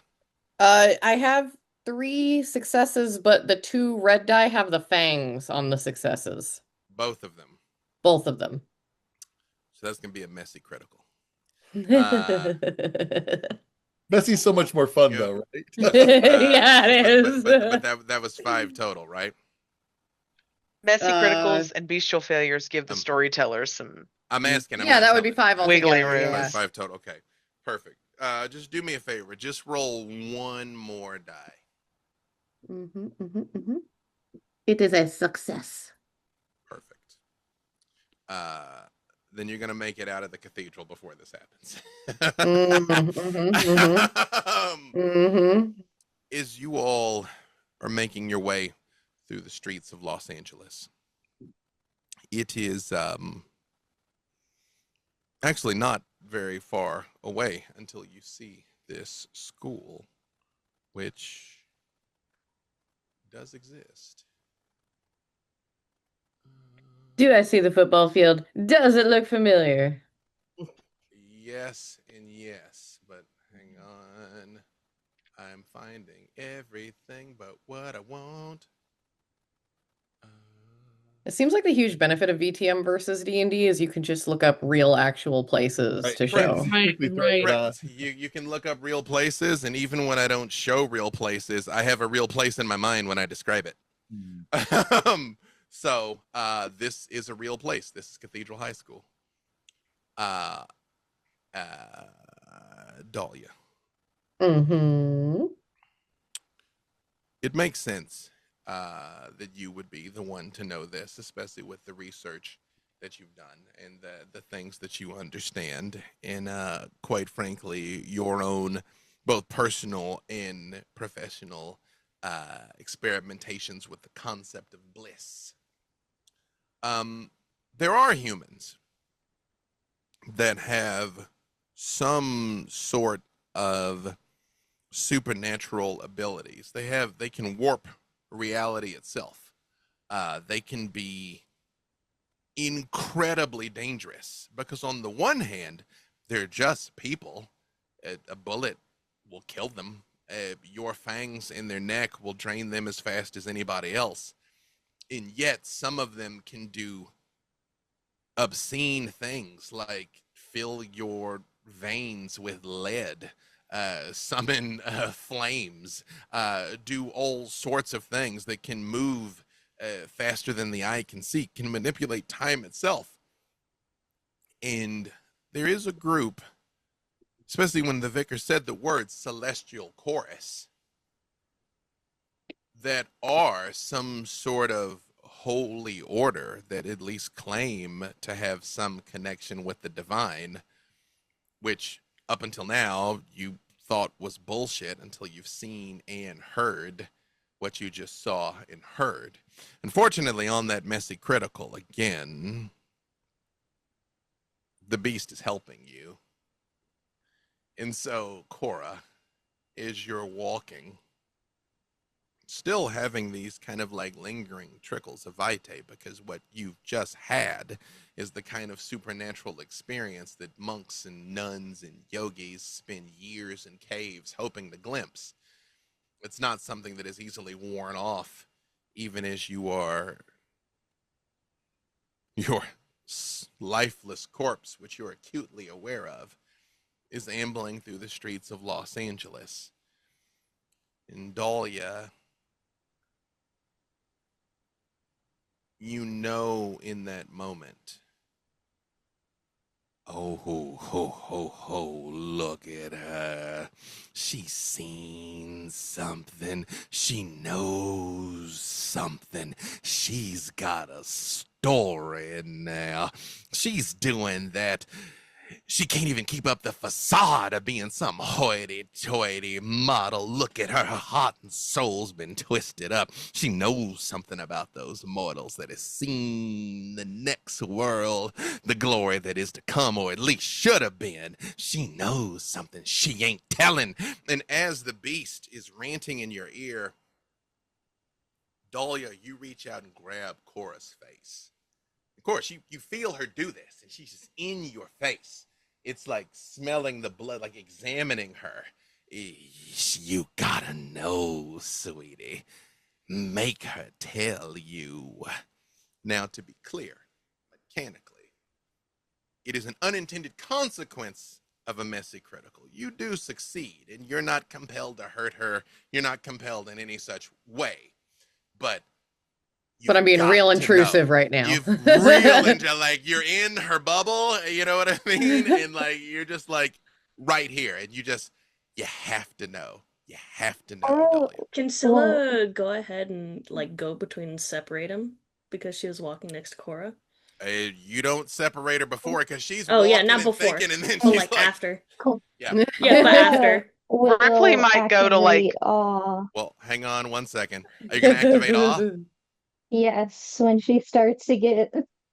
That kind of makes it worse, Cora, because I mean, like, make it worse. Dahlia, she had your She doesn't interest. like. Dahlia, she had your interest, but now she has your attention. She'll Heavy breathing. Awe, but just like look at her and be like, what, if anything, do you say, Dahlia? I think I just start repeating what my beast has been saying, and I'm just like, I need to know. I need to know. And I just like cheek to cheek, almost like I need to know. And I'm just like whispering in Cora's ear. To be clear to the rest of you who see this, you know, her claws aren't out, her fangs aren't out. She's just like, yeah. Cora is kind of used to this from followers and her. So her hands will actually like move to Dahlia's like hair and stroke through it and be like, you'll know when you need to know. All is well. Here's what I need. So with the nature of awe, you know, she is now supernaturally interesting to all of you. That it's like as she activates this aura, all of you are kind of like, So, well, first, since you are, well, let me ask you, Cora. In Cora's own mind, is she lying? Do you really believe that Dahlia will know one day, or are you just trying to say what you have to say to get away from her? I think she's telling the truth. Then give me your charisma and persuasion, and you can add the number of dice that you've got for presence to that.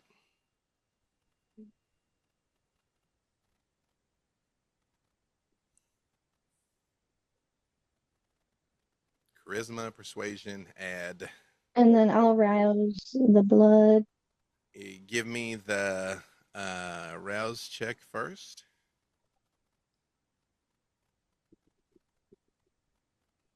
good.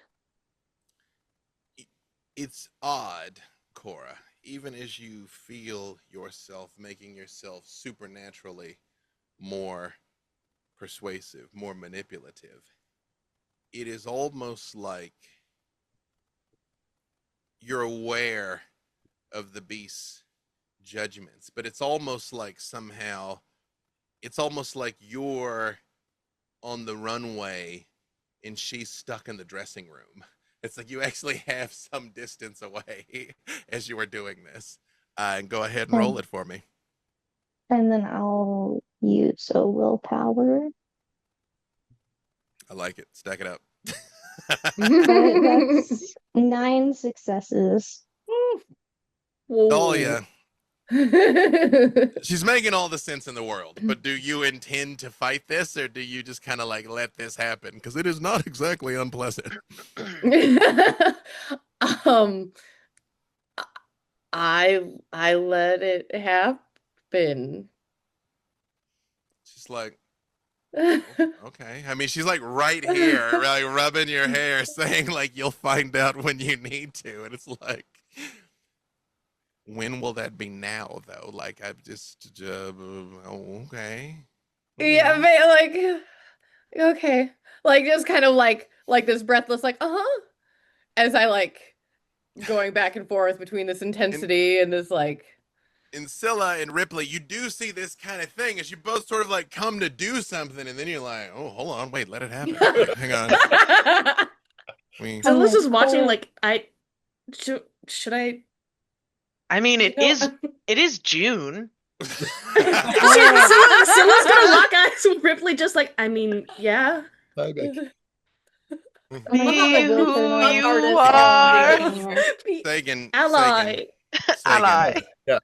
I need a willpower roll from you. Though, Yeah, because you definitely need a willpower roll from me. everything with these hot girls just got a whole lot hotter. Like even the dogs are like, wait, we forgot what we're. All right. Okay. So What the I'm dog doing? Yeah. I'm good. I have all successes, and 2 of them are the criticals. So I'm at like, was it 8 successes? Sagan, it is almost like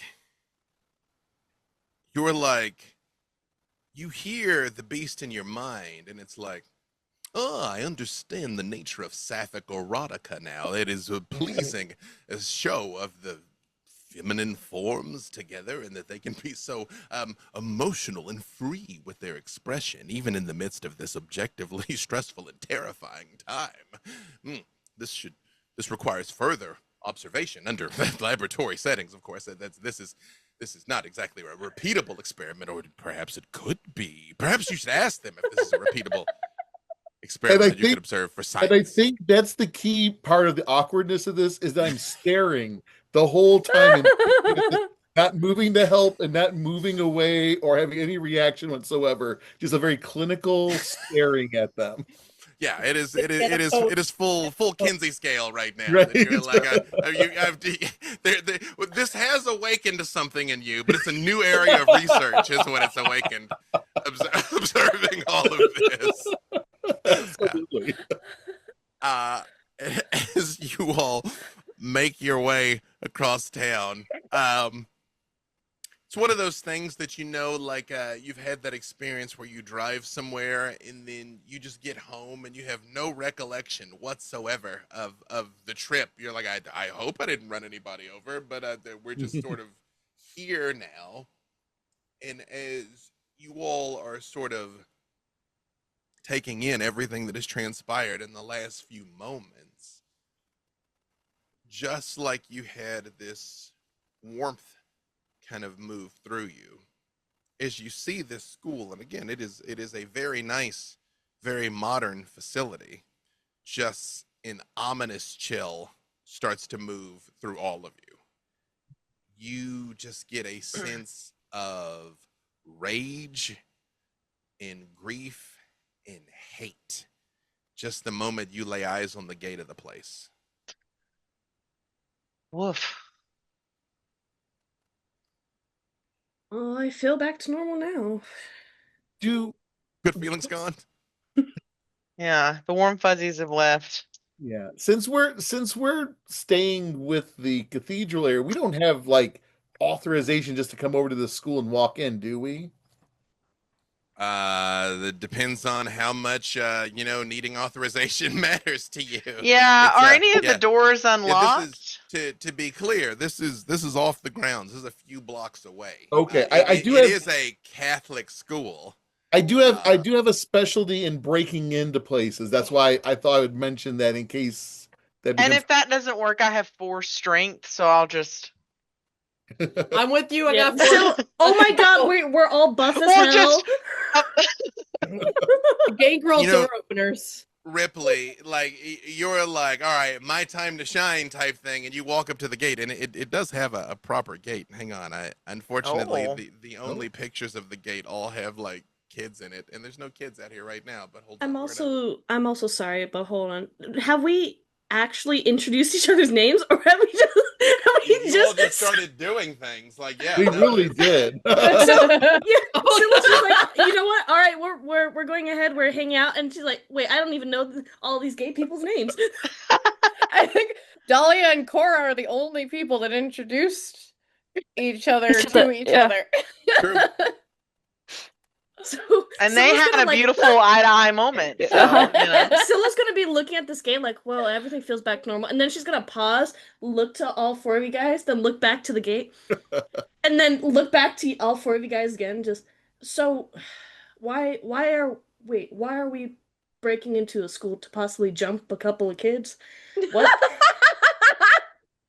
So this is a good time to maybe mention Also, who are you? oh, I'm Sagan. I'm sorry. I thought that the vicar was going to do introductions when we first met. But I did. I guess it didn't like happen. Carl Sagan? No. Although an idol that of buffoon mine, and an overrated hack that calls definitely. No, I'm Sagan Orion. That's my Oh, full name. Yeah. that's a much more normal name. Thank you. I appreciate.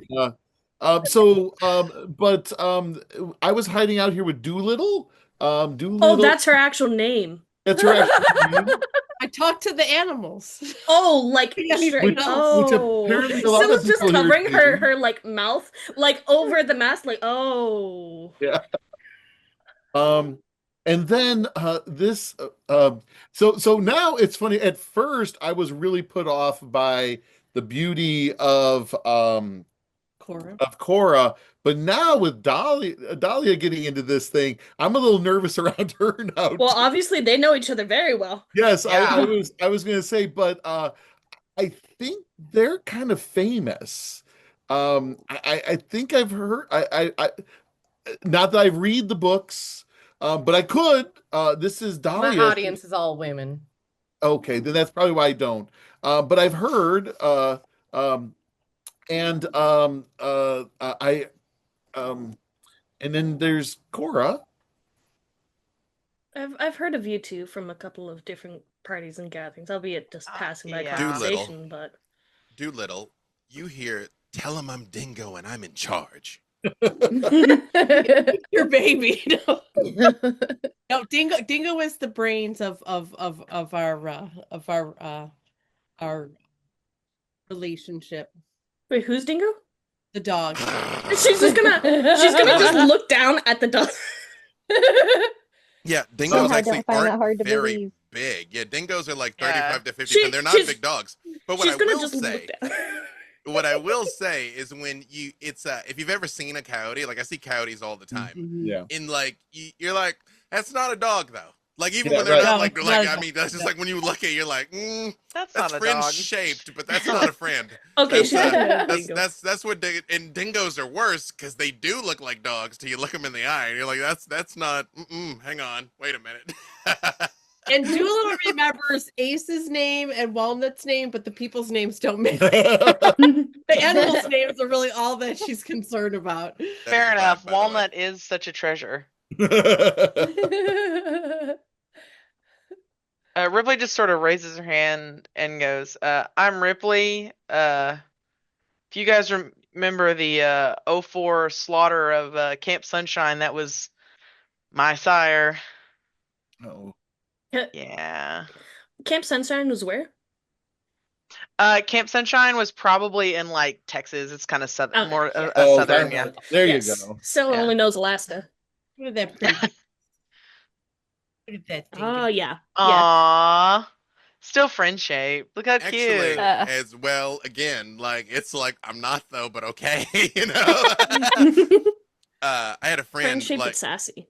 I had a friend that was in Australia, and they were in the outback, and you know there's dingoes out there, and it's like sometimes they scavenge around like restaurants and stuff, and it's like, oh, puppy, 2 pup, 4 pup, hang on a second, Yeah. right? And like they're coming his way, and he had to Too like many jump up puppies. on a dumpster type thing, and they're like, yeah, probably for the best, actually. We're gonna sniff around and leave type thing. It's like, oh, hang on, oh, this isn't what I thought it was. I'm just gonna all of you except Ripley, you can give me wits and streetwise. Ooh.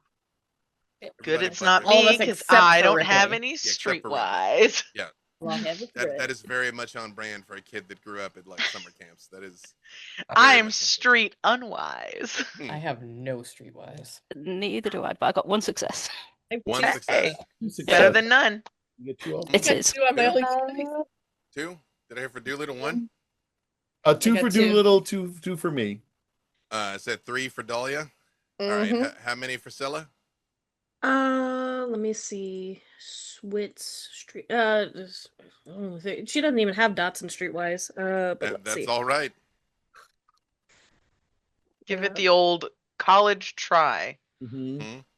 Streetwise try, as the case Or may be. Yeah, streetwise try. 2.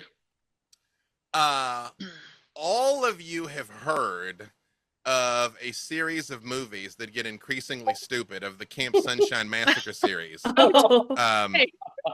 There's Are been they up to 6 there's now? been 5 of them now. I rolled. There's been 5 of them. They're filming 6 now. They've completely lost the plot, but the 4th When and do they 5th go one to weren't half space bad. is the real question. They're going to space in the next one. They're going to space in the next one. Yeah. Scylla's retainer Dahlia. probably fucking loves those movies. So she's Dahlia. like just squinting at you. You know, though, that actually happened. You know what I mean? Like in your research.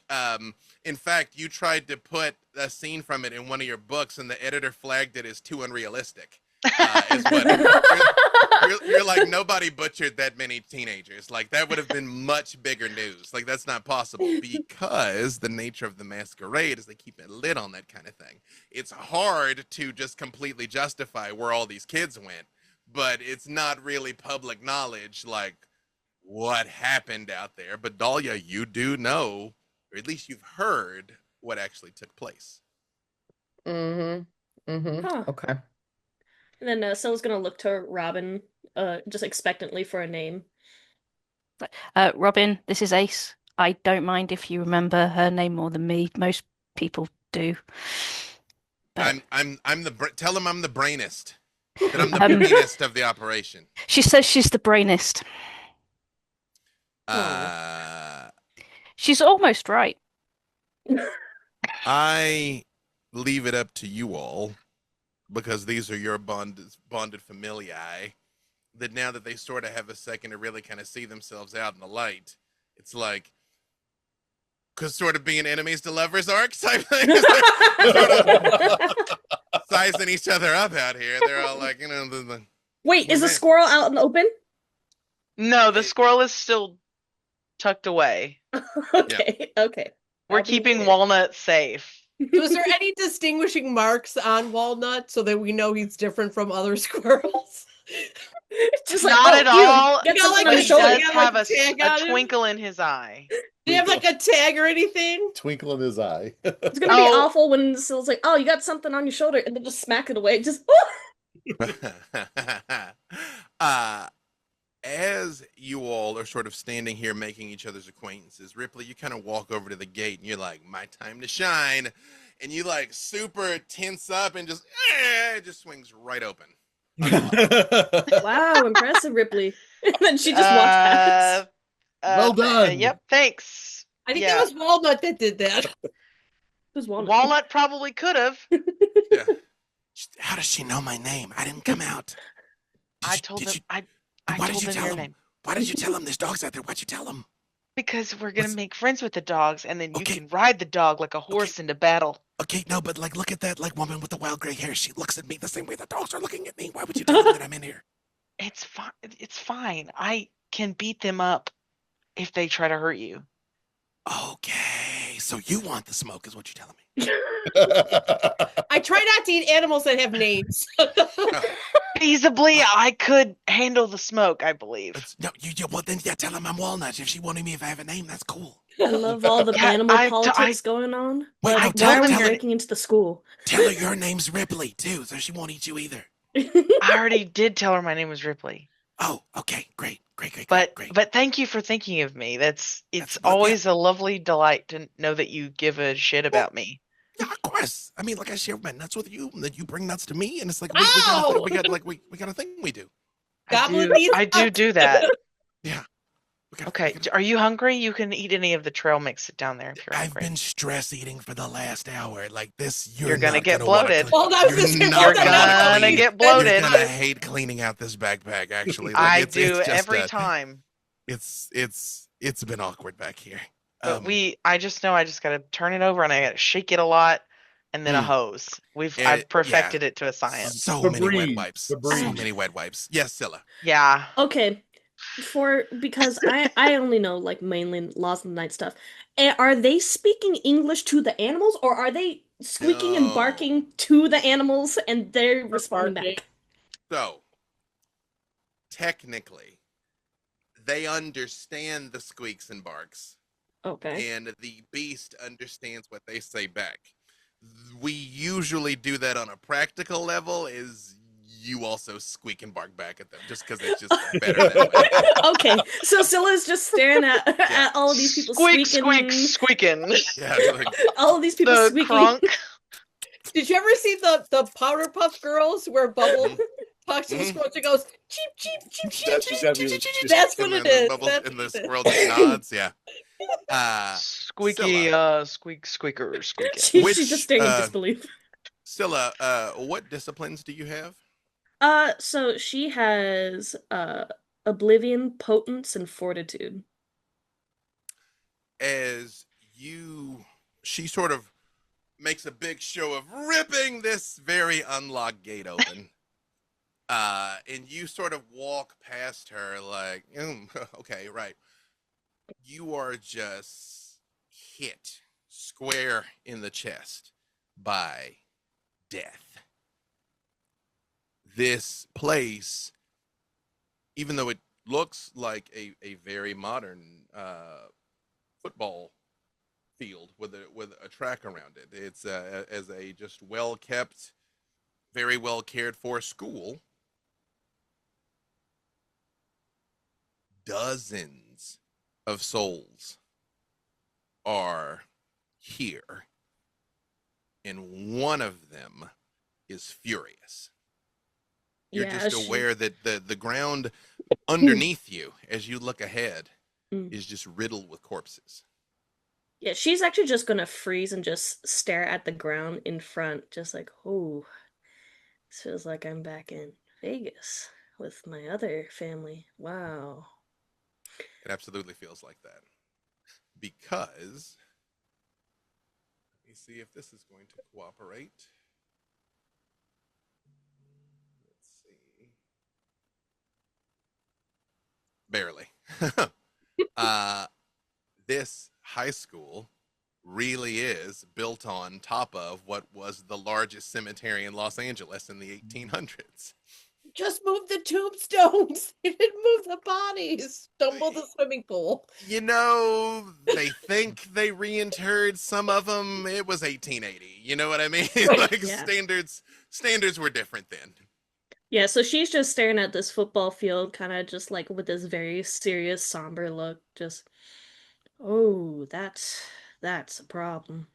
And you almost see, you all know from your presence in the night, the Hakata clan in particular has a very special relationship with death. And it is almost like this lighthearted moment until she crosses the threshold and like a switch flips and Scylla. And she just stops and starts looking down and says what she just said. Scylla, are you having a vision or something? I didn't know your clan could. Well, that is a part of it, but mainly a family of bloodline, at least, of necromancers, and this football field, everything, this whole area just reeks of death. And there's someone very, very mad. And she's gonna like look at Dahlia. Very mad here.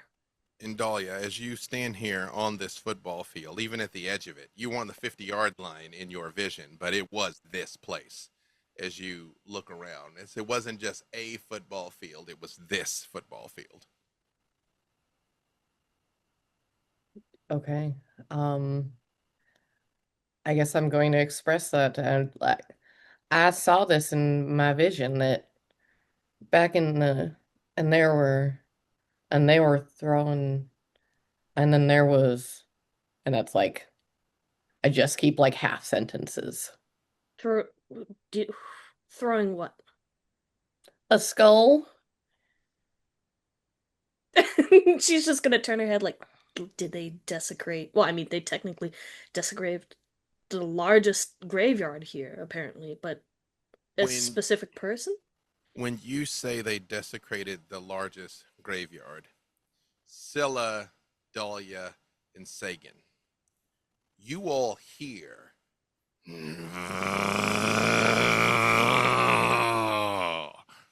and both dogs' ears come forward because they hear it too.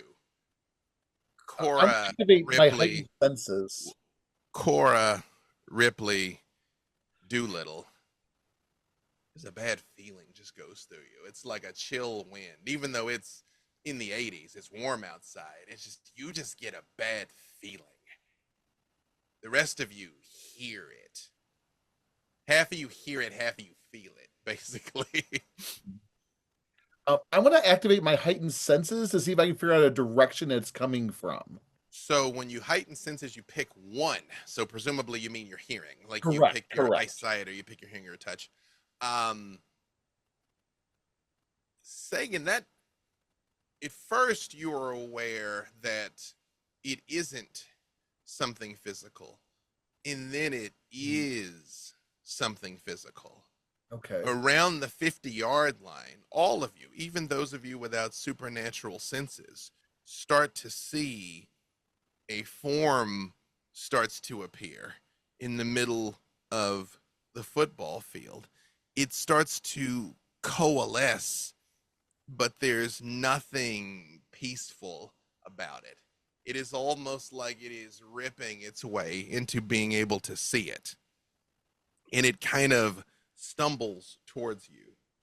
And it does have a face Like the woman? vaguely looks like this, but it coalesces into a physical form. It is in a similar state that a 160-year-old corpse would be. Well, really, a 160-year-old corpse should be just bones, but there is enough meat on it to make out this vague appearance. There is a dress that basically would have been like that, but is maggoty and worm eaten. And you see as she sort of like comes through for you to be able to see her, it is almost like reality is sort of warping behind her, and you actually just for a moment can kind of see past her.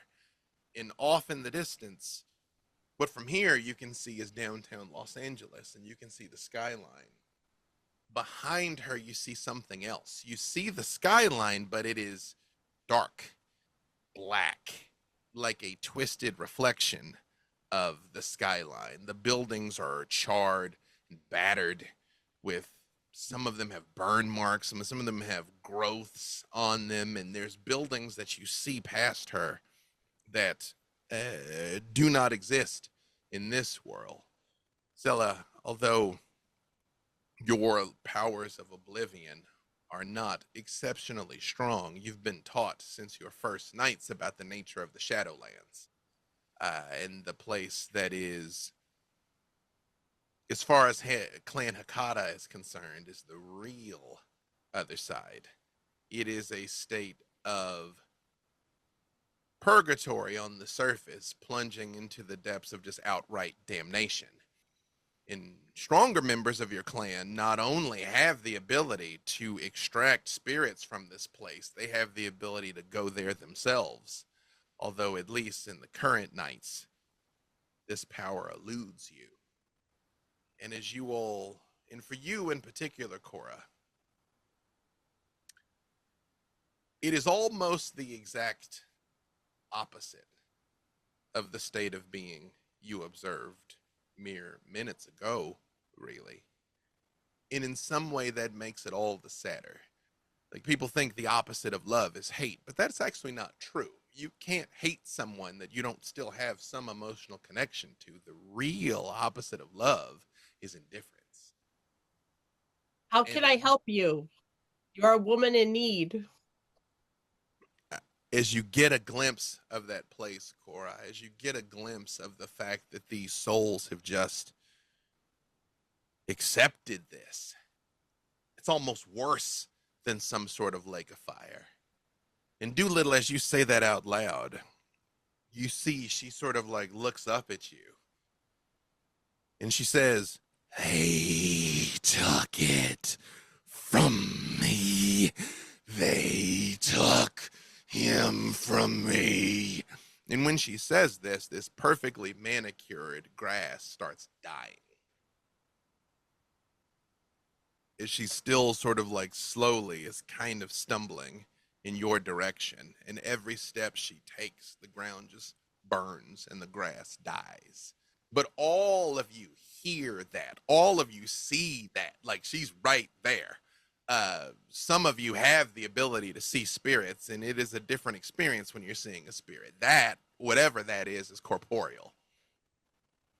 I was about to say that this is the woman from that I had sensed. It was. And then, but before I say it, I look behind her at the utter darkness. One of my convictions is gazing into the darkness brings you closer to the light. And I feel like I'm transfixed on where she's coming from because I don't think I've ever experienced that much darkness before.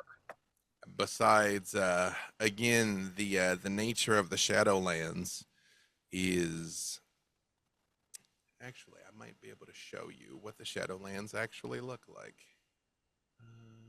There is many a diagram online. Mm-hmm. Many a diagram referenced by yours truly. I think it's funny that my conviction is always help women in need. So this would apply. Exactly. That's why I said it. That's why I said it. It's basically like this. But it is Los Angeles. Again, it's Los Angeles plus. Right. Oh, of course, that's tiny. Here, let me put this over here. I'll do it like this. Like the upside down world. Oops. Just wait till you start learning about the city of Enoch, Beth. It's like that. It's my Nagaraja sleeper phase. What? What? Do you remember do you remember the movie Constantine? Yes, He yeah. performed the ritual with the cat. Right. And he sees Los Angeles and everything's on fire. The Shadowlands isn't on fire, but the way it was LA but broken. Yeah, gotcha. That's what the Shadowlands look like when you peer through there. On a meta level, it is the reflection of the mortal world, and you can go further into the Shadowlands. And to Madison's point, there's all sorts of stuff out there, but at least on the surface, that's what it's like. Gotcha.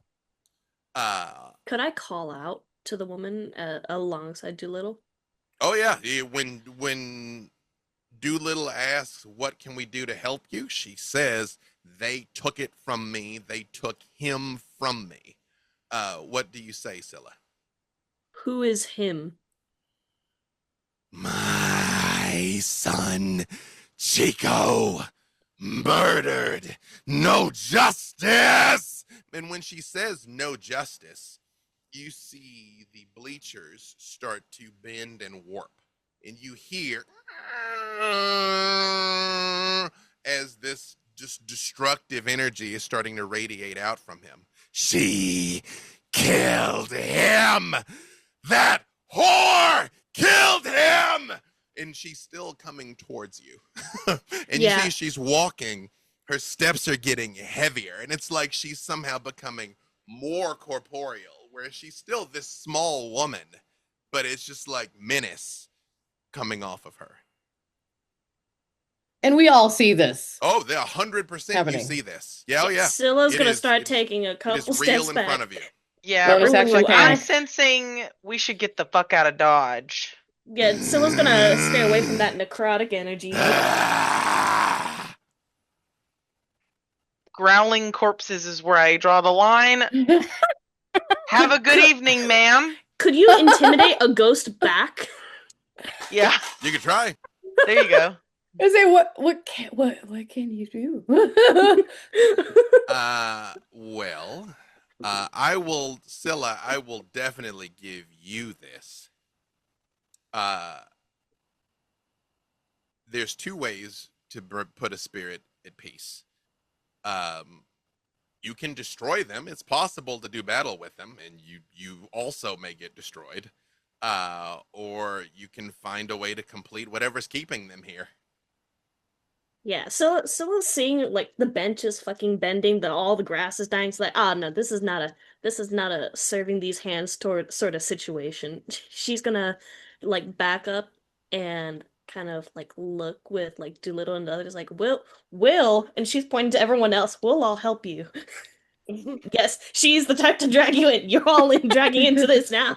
And We'll you all see help you. she stops. Happy to She help. looks at you, and one of her eyes is completely gone. It's just hollow skull. And the other eye is bloodshot. And she's like, They took it from me. She took him from me. but she stopped coming towards you. I'm Where assuming did they that take she. it to? Oh, yeah. Go ahead. No. Go ahead. Go ahead. No, just she'll ask, where did they take it to? I don't know. I would have gone there. And she moves her hand, and when she does, the 50-yard line of the football field is just torn up. And as it's torn up, she exposes a lot of caskets. And you can see they've been looted. It is not just that they've decayed and returned to the earth as they should have. They're broken. Corpses are strewn about. Fingers lay near the body where they were just ripped off and rings taken. As you all stare at it, all of you see in your mind's eye, even those of you that are not normally accustomed to such things, a scene that looks not so dissimilar than this. You see the cemetery left to disrepair. You hear a swirl as time passes. You see people coming and wiping off tombstones and laying down flowers. And you see those people themselves get older and older and older, and then they stop coming. And you see the grass get higher and higher, and the trees get withered, and you hear horses coming and going. And over time, you hear the telltale rumble of Model T cars and jazz music and a woman singing. She's really good. She's really good. And when you hear that woman singing and you hear that she's really good, you feel rage. Like the sound of her singing makes you even more upset. And you see time passing again, and then you see a group of guys coming out one night with pickaxes and shovels, and they back a just like box truck up, and they just take a pickaxe to the ground, and start digging up caskets. And they do, at this time, the cemetery, this would have been around the 1920s, and they do just start chucking the bodies out and just like throwing them like sacks of potatoes and rooting through the pockets and taking everything of note. And you do see one of these corpses looks very similar to her, in a similar state of disrepair and decay, as you see. And as they throw it to the side, you see she's wearing a very nice locket. And they reach down and they pull the rings off of her fingers, breaking her fingers, like what you saw in the vision, Dahlia, when she held up a hand and she was missing fingers. And you see one of them looks down at her and looks down at that locket and just says, "Oh, yeah, she'd like this." And he gets ready to reach out for it and he goes, wait. Remember, we were told we had to bring that back to the boss. And he's like, well, we don't have to tell her that we found it. And it's like, do you want to get on the boss's bad side? Do you want to be in a hole like this? And it's like, fine, we'll take it to the boss. And snatches the locket off. And you see newspaper reporters coming out. You see police coming out. You see a guy looking down and he's like, oh, this is just quite a shame. It is. This was not something that should have befallen good Christian people. Who could have done such a thing? And you see news reports going out with pictures of the mausoleum, which is real, and stories about it, and stories about the fact that looters came through and dug up all these graves and stole everything, which really happened. And you continue to see time pass and it be forgotten. And you see, past a certain point, this woman just sort of pacing where her grave was. And at first, she looks like a nice old woman. And time keeps passing. And the hate and the bitterness continues to build. And you see her spirit that looked like her begins to twist and decay and hunch and rot, like until you see the thing that you're observing. You see a generation of kids coming and going and playing football, and you start to hear spooky stories about the haunted field built over a cemetery. Ooh. And then stranger things start happening. Lights flickering, lockers slamming and banging. In the 1960s, a string of anomalous drownings in the pool. In the 1980s, a promising quarterback killed in a freak accident, getting tackled, breaking his neck. And as you see these strange occurrences happening around the school, you see this woman there every time. And every time she sees everybody sad about the loss of these young men. And you see it brings her no joy, quite the opposite. And you see every time the band plays in particular, that's the only thing that drives her off. She becomes the most incensed and furious when she hears people singing. And the vision passes, and you see her standing there in this now trench dug out of the middle of the 50-yard line with these bodies kind of strewn about, and her just standing there, and all she keeps saying is, they took it from me. She took it from me. She took him from me. I heard this song in my vision, didn't I? You did. I actually have a little bit of performance. Mm-hmm. Can I try a very weak version of it to try to just calm her down a little? I'm not even going to make you roll. You get the distinct impression she would not be calm if you were able to sing the song. Okay, then Just from the once I sequence start, of I it, realize nothing's yeah, happening. I'm it's stopping. not. I won't even make you roll that. Gotcha. Sagan would put together that she does not respond to the song happily when Okay. it occurs in these visions. What's her name? Not like the ghost, but like trying to refer to the lady singing. On one of the tombstones that is cast to the ground, when you saw her body desecrated, you saw that written on the tombstone. Oh, not the ghost, the Yeah. woman singing the jazz. That's her? The name on the tombstone is the ghost. You don't Hmm. know the name of the voice. However, Sagan, Mm-hmm. in your vision, you heard a man I saying, did. you know, just because you gap your legs for me, baby, that don't mean nothing. And she's like, oh, it didn't mean anything? It didn't mean anything? You're sure that's the same voice that you hear singing. Oh, okay. In my vision, there was some people who were kind of like in a little bit of an argument, and that was the voice I heard singing, not with Maria's. Did the They, ghost woman know her name? She killed him. Yes, Lestania. Lestania! And when she There- says Lestania, all the grass on the football field starts to die, like rolling across, coming towards you all. Lestania, murderer! They said she was innocent. She didn't deny it. Yeah. do we know the name Lestania?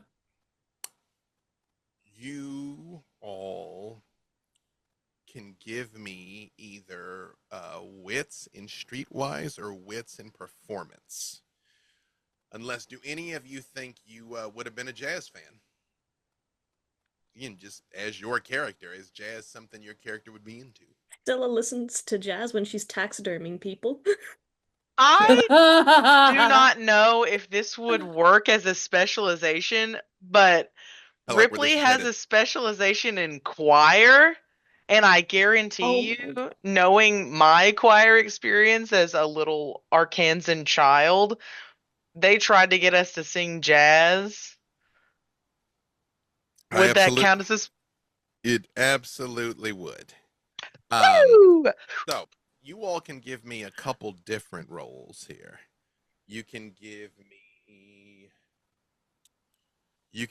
me your wits in either streetwise or performance to know anything about the jazz.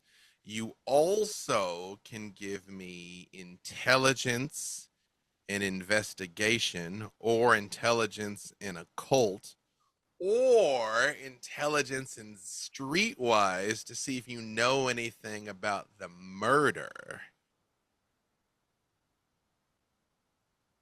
Could I possibly do wits and investigation? Yes, absolutely. I will do wits and performance with Roll my it. specialization in choir. Any of you are welcome to try. You never know what you might have heard in these streets. I did This did wits really And- and happen. This was a performance. real murder with a real trial. Yeah, I'm a crazy person, so I'm gonna rouse the blood again. I like where this is headed. Yes. And I succeeded, thank Christ. Yeah, I got literally, 3. yes, 3. Okay. I that I also that was got for which- 3. I've got 2. I'm going Uh, to spend a willpower to reroll some dice. Perfect. Scylla, that was a 3 for which check? Sweet, baby. Wits investigation, yeah. 3 for investigation. Sagan, that was 3 for what? That was for wits performance. Okay, to see about the music. Perfect. Doolittle, that was 2 for what? 2 for wits and performance. All right. Is Dahlia rolling? Are you- Dahlia got nothing. At all. Just all blanks. Well, at least it wasn't a bestial fail. So. And I got But you 5. can spend a point of willpower to re-roll 3 of the black dice if you'd like. And Cora, what'd you get? Sorry, 5 in the performance. 5 in performance. I've Perfect. got, Robin. 5 in intelligence and occult. Perfect. Wonderful. Excellent. I too got 5 in wits and performance.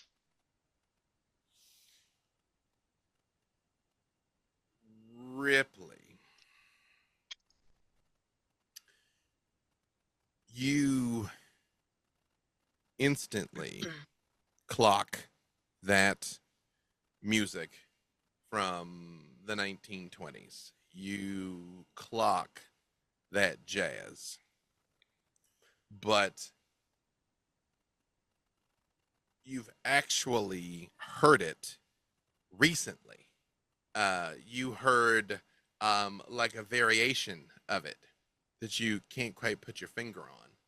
And Cora, you also got 5 towards that performance, right? Yes. Cora, you went to this like hole in the wall club. It was one of those things that like you kind of had to like know somebody who knew somebody, like totally pretentious bullshit. You didn't care. But there was someone there that sang that exact song. Um, you also have heard it recently. It's like kind of how Amy Winehouse almost brought back that like 60s thing. Like there's sort of like an underground trend right now of like this 1920s jazz music. Robin, what was that? 5 on intelligence occult.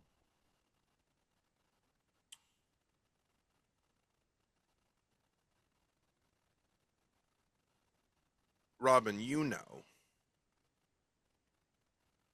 this ghost wouldn't still be here, wouldn't still have this unfinished business if there weren't some way she could be put to rest. Somehow, that person that she's angry about is still alive.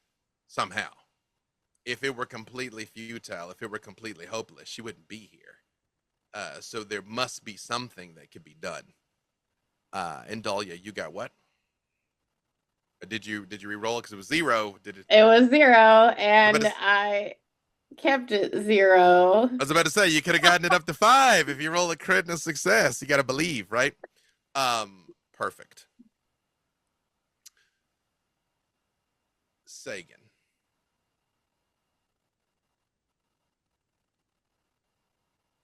You play that vision back over in your mind again. The laughing and the laughing and the laughing and somebody trying to stop. And you realize it's a mental hospital. It's patients, it is inmates that are at a different time though. Like they're in straitjackets, they're in padded cells. There it is, cruelty wrapped in a thinnest veneer of medicinal treatment, and they're being chloroformed and getting shock treatment, all sort of horrors. And you hear the laughter fade out over time, and you hear it being replaced with music, like someone is singing at the asylum.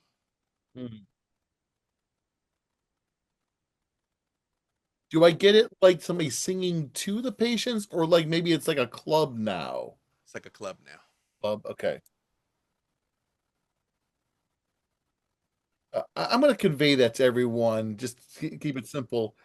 Um, that music sounds like it was almost like it was coming from a club. Does anybody know of any jazz clubs around here where something like that might be being played at? Cora does too, yeah. Scylla. Could so I know the jazz club that it was played at. Cora does. Oh, okay. Yeah.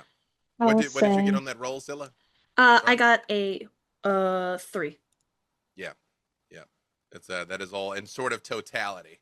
But Cora, you know where you went, and when Sagan actually says it out loud, it actually was an abandoned mental hospital. You kind of hated it because it was gross.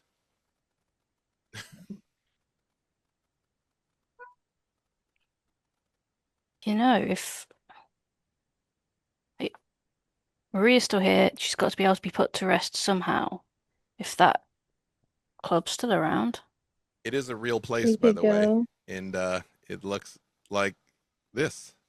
We would need to take care of that woman then. We need to ice the lady that's just like, just a quick. don't know. I You could think you could do it quickly in one motion. she's. So, Well, I just the knife motion just feels so I'm not familiar right. with exactly the whole knifing and all that business, but if she was It's real around easy. but she was around like 100 years ago. It kind of sounds like it may not be as easy to kill this individual. Do you think she's a kindred now? That's what I'm Cora, suspecting. I the think the, sh- we the show might. the show you were at was a kindred show. I think Shit. we might take this one step at a time rather than jumping into this as a murder mission. The show I went to was for the people of our persuasion, so So it I'd is a wager a murder guess. mission. I mean, how about Mm, a reclaiming a locket mission? Right. So I think that might be the way to go. Um, or at least we could Right. try that more so. K And what do we killing do a about her son? There's no guarantee that killing someone would put her to rest. Killing someone and getting the locket though might and Ripley will turn to this woman Maria, right? What's her name? Mm-hmm. And she'll go, "Maria, you want me to kill this lady, right?" She's guilty. Yeah, That's one a of- yes. sounds like a yes. One of the That's a joys, buy sign. one of the joys of the world of darkness is you all literally have access to the internet. Mm. We're so used to D&D that we're like skill check, skill check, skill check. No, This you is what could- I was about to bring up, right? you Could could- I You could Up her Google game. it. Uh, And that cool. article that I just put in chat is the top search result. I'll paraphrase it so nobody has to read. That a known rake, a known scoundrel, stole the virtue of an 18-year-old girl, and she absolutely killed him and was found not guilty because basically having that done to you would drive any woman crazy. Basically, it was his fault. And so she killed him, and she did walk, and that did happen. Oh my And god, also, I love that VTM also is women can't murder people. Ask VTM is Lizzie just real life Borden. fan fiction. I mean, this is no, they like were super. She killed him, but like she's just Oh. a girl. She can't control just her a feelings. girl. Mhm. This is the one time ever women are too emotional actually worked out to somebody's advantage because she super It's a killed that guy. baby. Yeah, with the About undercurrent that Chicago and all nobody that liked that jazz. dude. Yeah, so it's not as though he was a saint. he was the governor's son, and as such was a douchebag. And she really murdered him, and she really walked, and this really happened. He But- had Sounds very it coming. killable. He So had Scylla's gonna like look to the ghost and then sidebar, like just sidebar with all pulling you guys all close. She's in like, the interest of time, because unfortunately I even have to go soon. I'm gonna move this along slightly and say you all learn this on your way to the hospital. Actually, I sort of did this in the wrong order because she herself would have just told you to Google it. But you all do. Google it. Right. No, the person you're gonna go meet, not the ghost. You all do arrive at this club, and it is not what you saw here in the abandoned mental hospital, Cora. But as you all make your way through this place that is decrepit and worn down and covered with graffiti, in the center of the property, has all these weird rusted beds and things that as you make your way through, there's a house right in the middle of it. And as you all make your way to the house, there is the unmistakable sound of jazz music and singing like a speakeasy. And there are young, hip people sort of milling around outside. And you hear that exact same voice that you heard singing in the vision. And she comes out, and you see she is a beautiful young woman who I think I have a picture of, but I couldn't quite tell if that was a picture of her, if it was like a thumbnail. 1 second. While you're doing that, I just want to mention I'm going to deactivate my heightened senses hearing Okay. because Yeah. in Get very case loud. something happens with some sort of music ability, I don't want to get like zapped by it. I don't know if they intended this picture to be of her, but I'm going to make this the picture of her. And it's very tiny, so I'm also going to drop this in the Zoom chat. Whoa, guess I'm not. That's an ugly link. Hang on.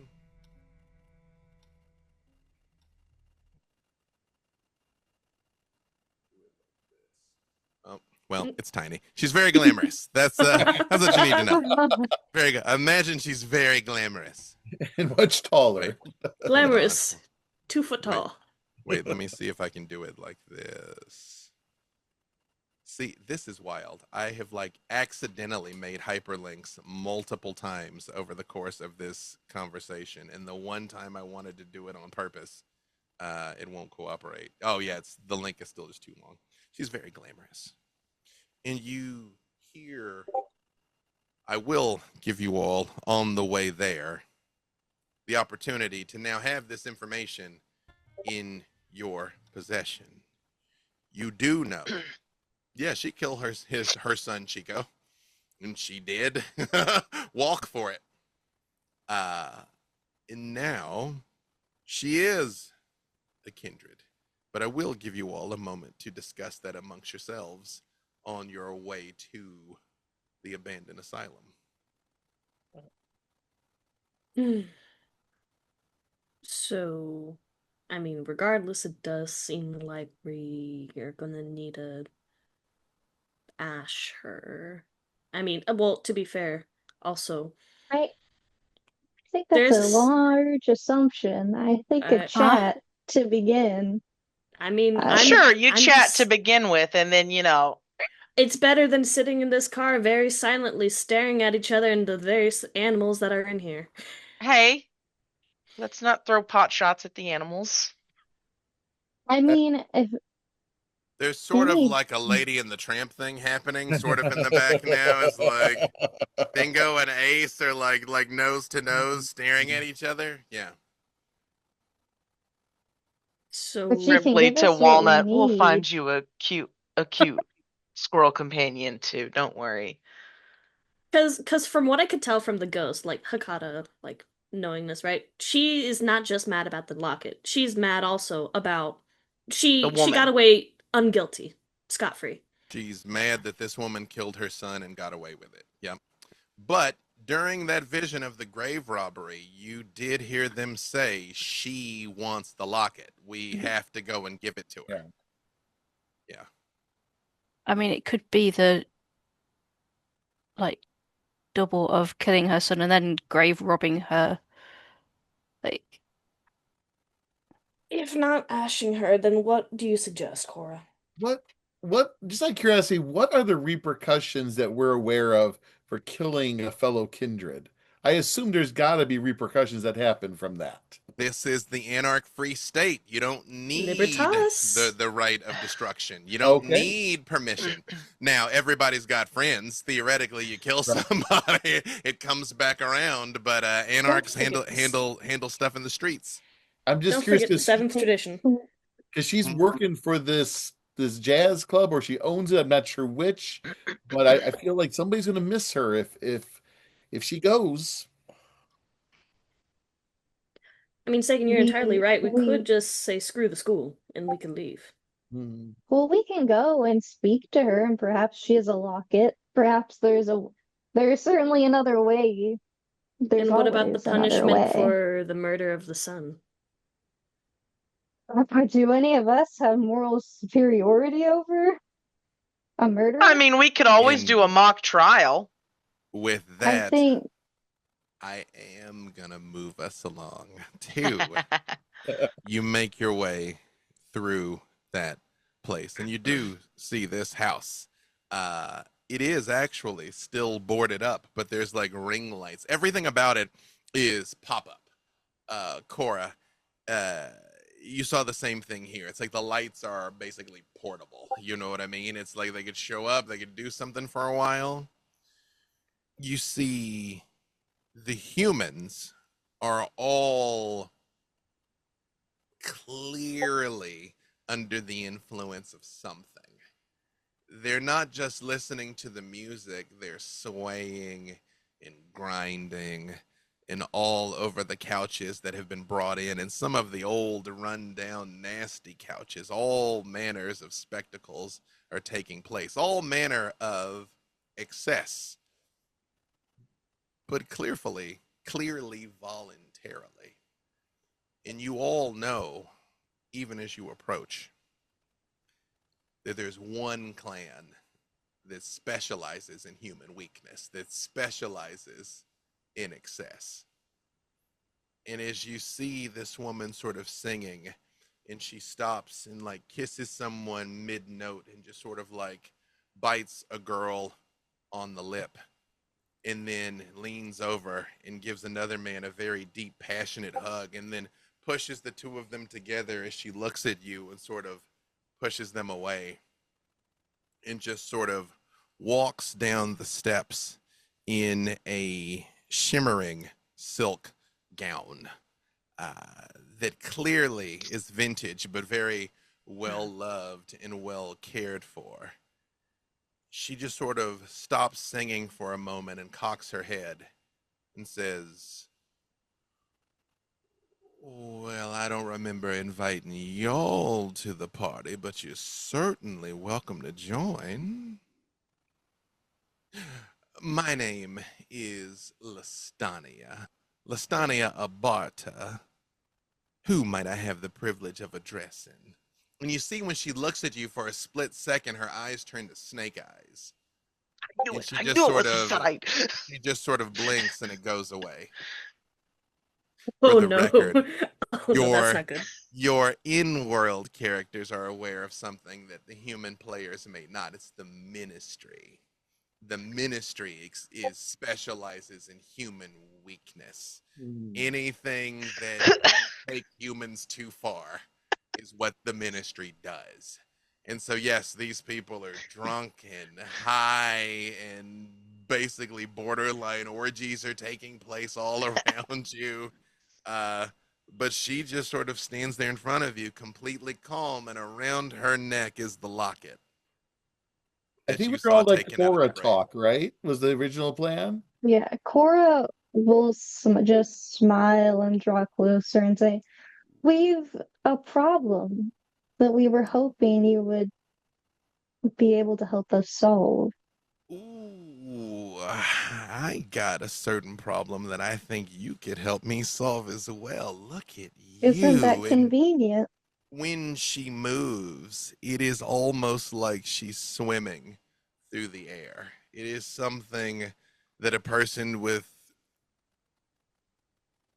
over 140 years of practice can do. She almost glides. It's very different. When the vicar was gliding, it was like he was propelled by the shadows. This woman is almost swimming through the air until she gets close enough to you. And she's like, "I saw you last time, but I didn't have an opportunity for us to be properly introduced. Now," and she also gets very close to you, Cora. Close enough that, like, when she's talking, her lips just very slightly even brush yours.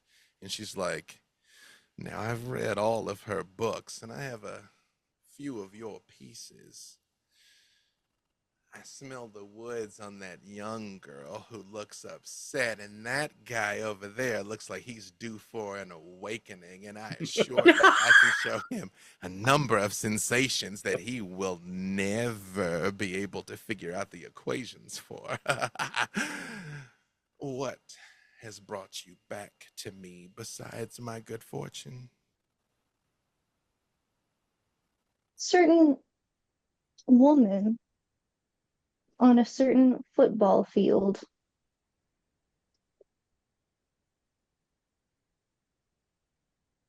Now, I've had my fair share of encounters under bleachers, I suppose. There was that time with the cheerleading squad and the quarterback. I'm afraid you have to be more specific. Maria? When you say, who said Maria?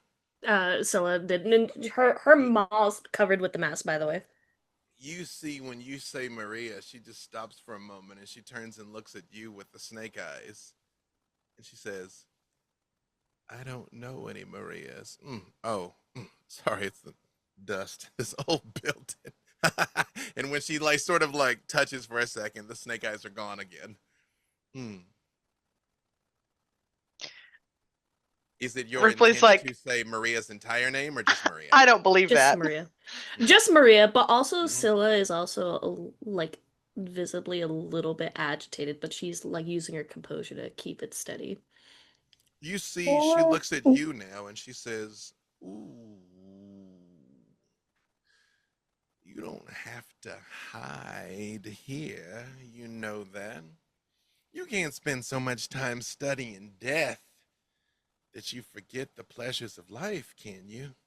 And when she says that, Scylla, unintentionally, you feel the blood start to flow in your veins again.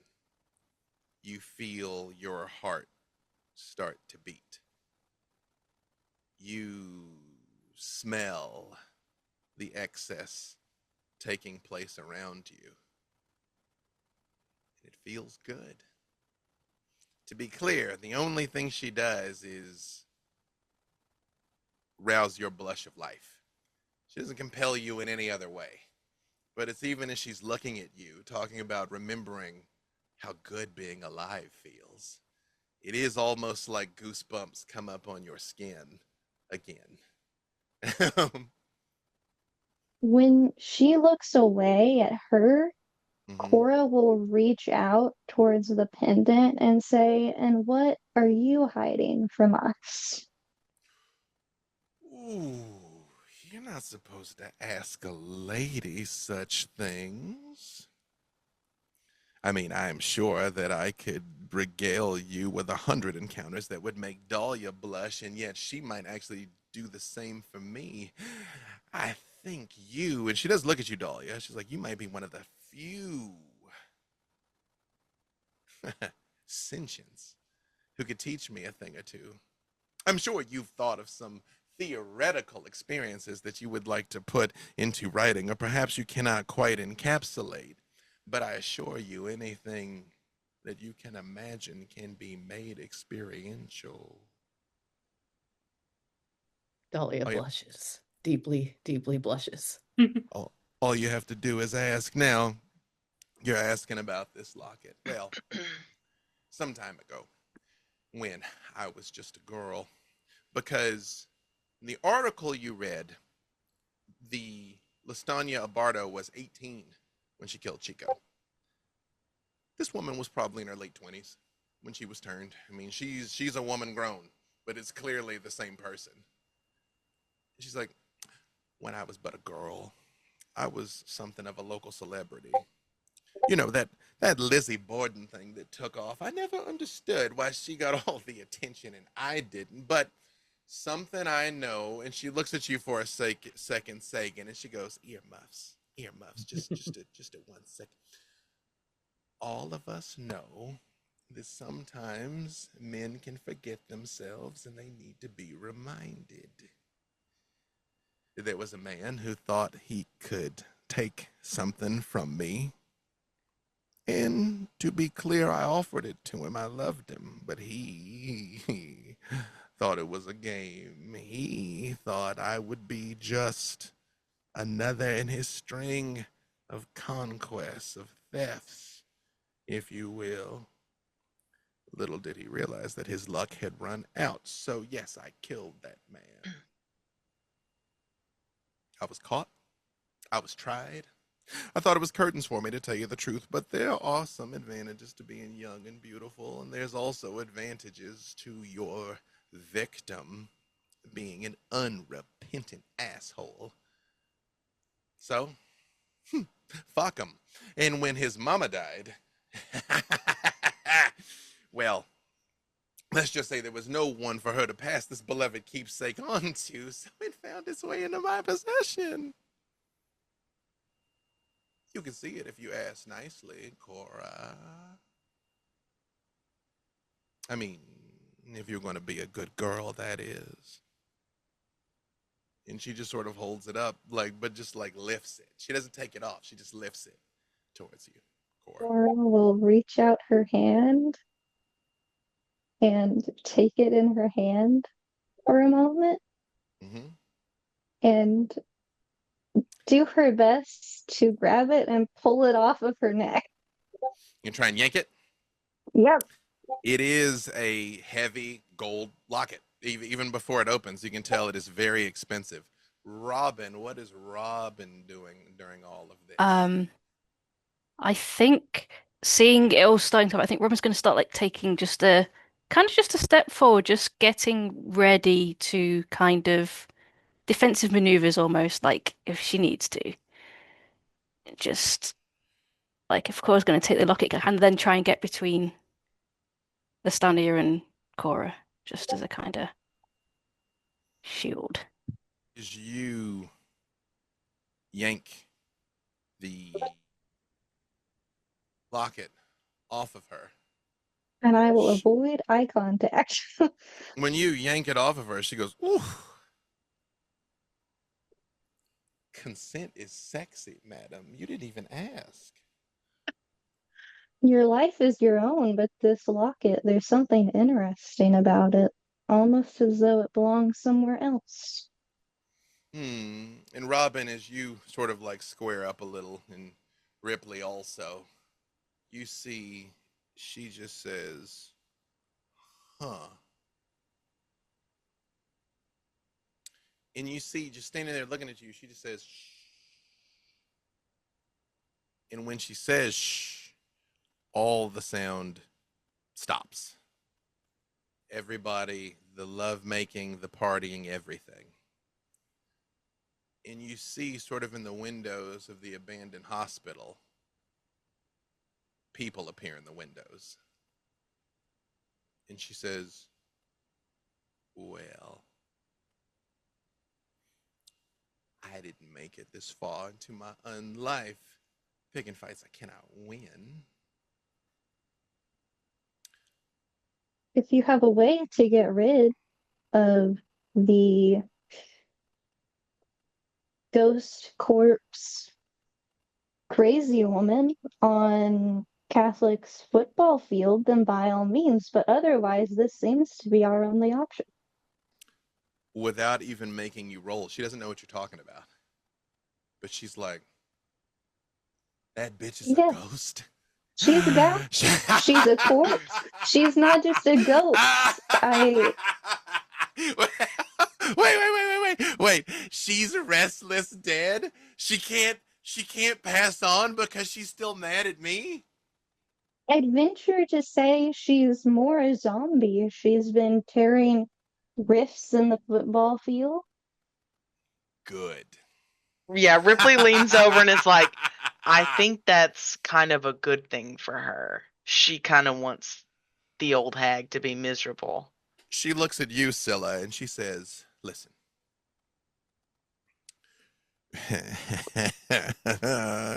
I don't know of your personal proclivities in the nature of the spirit, but were you able to capture that spirit from me in some way that I might be able to contain her for all of eternity? I would. Scylla tilts her head in interest.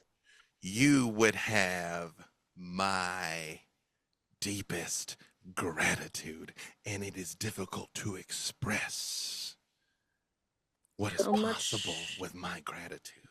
Does gratitude weigh in boons per se?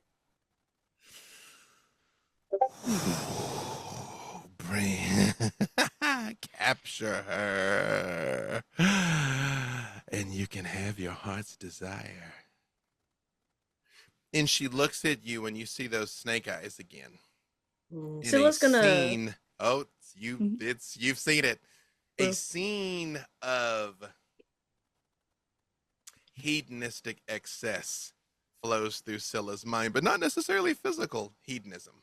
Whatever Scylla actually wants, whatever Scylla's afraid to admit Scylla wants, you see yourself having it. And she's like, whatever you want.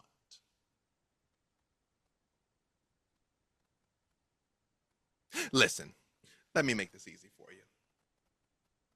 And you see, she looks at all of you, and you can tell just by the way she looks at you, she reads each one of you like books. She goes, When she looks at me, can I attempt to do a forgetful mind? you sure can try. All right. Yeah. But she just says, I think you all, your hearts are in the right place. You got some sob story about a sad ghost and you want to get revenge. Listen, if you want to take the locket and you think it'll help, you can have it. If you intend to somehow punish me for what I've done, I need you to know that I am not guilty, and despite my frail appearance, there's more to me than you might expect. So you can take it and you can go. You can try and fight and you can lose. You can stay here and you can fuck. I don't care what happens to that old bitch, and I gotta tell you, it has been many a year before I've gotten news as sweet of the fact that she is not at rest. Ripley sort of turns to the group and she goes, I think I've modified my opinion on what we should do. Scylla's actually going to take off her mask and like the Same. whole like stitches them on and everything. I So mean, since she freely gave the locket to us, I'm not going to do the. I was going to try to make her forget that she gave us the locket. So that was kind of the point of that. So I'm not going to do that power unless I have to still. Okay. Okay. Um. she's just gonna look at Cora, just like give a shrug, like, well. So I think we have what we need. we're Yeah. good to go. I thought for sure this was okay. Let's go. Let's go trap a ghost. Yeah.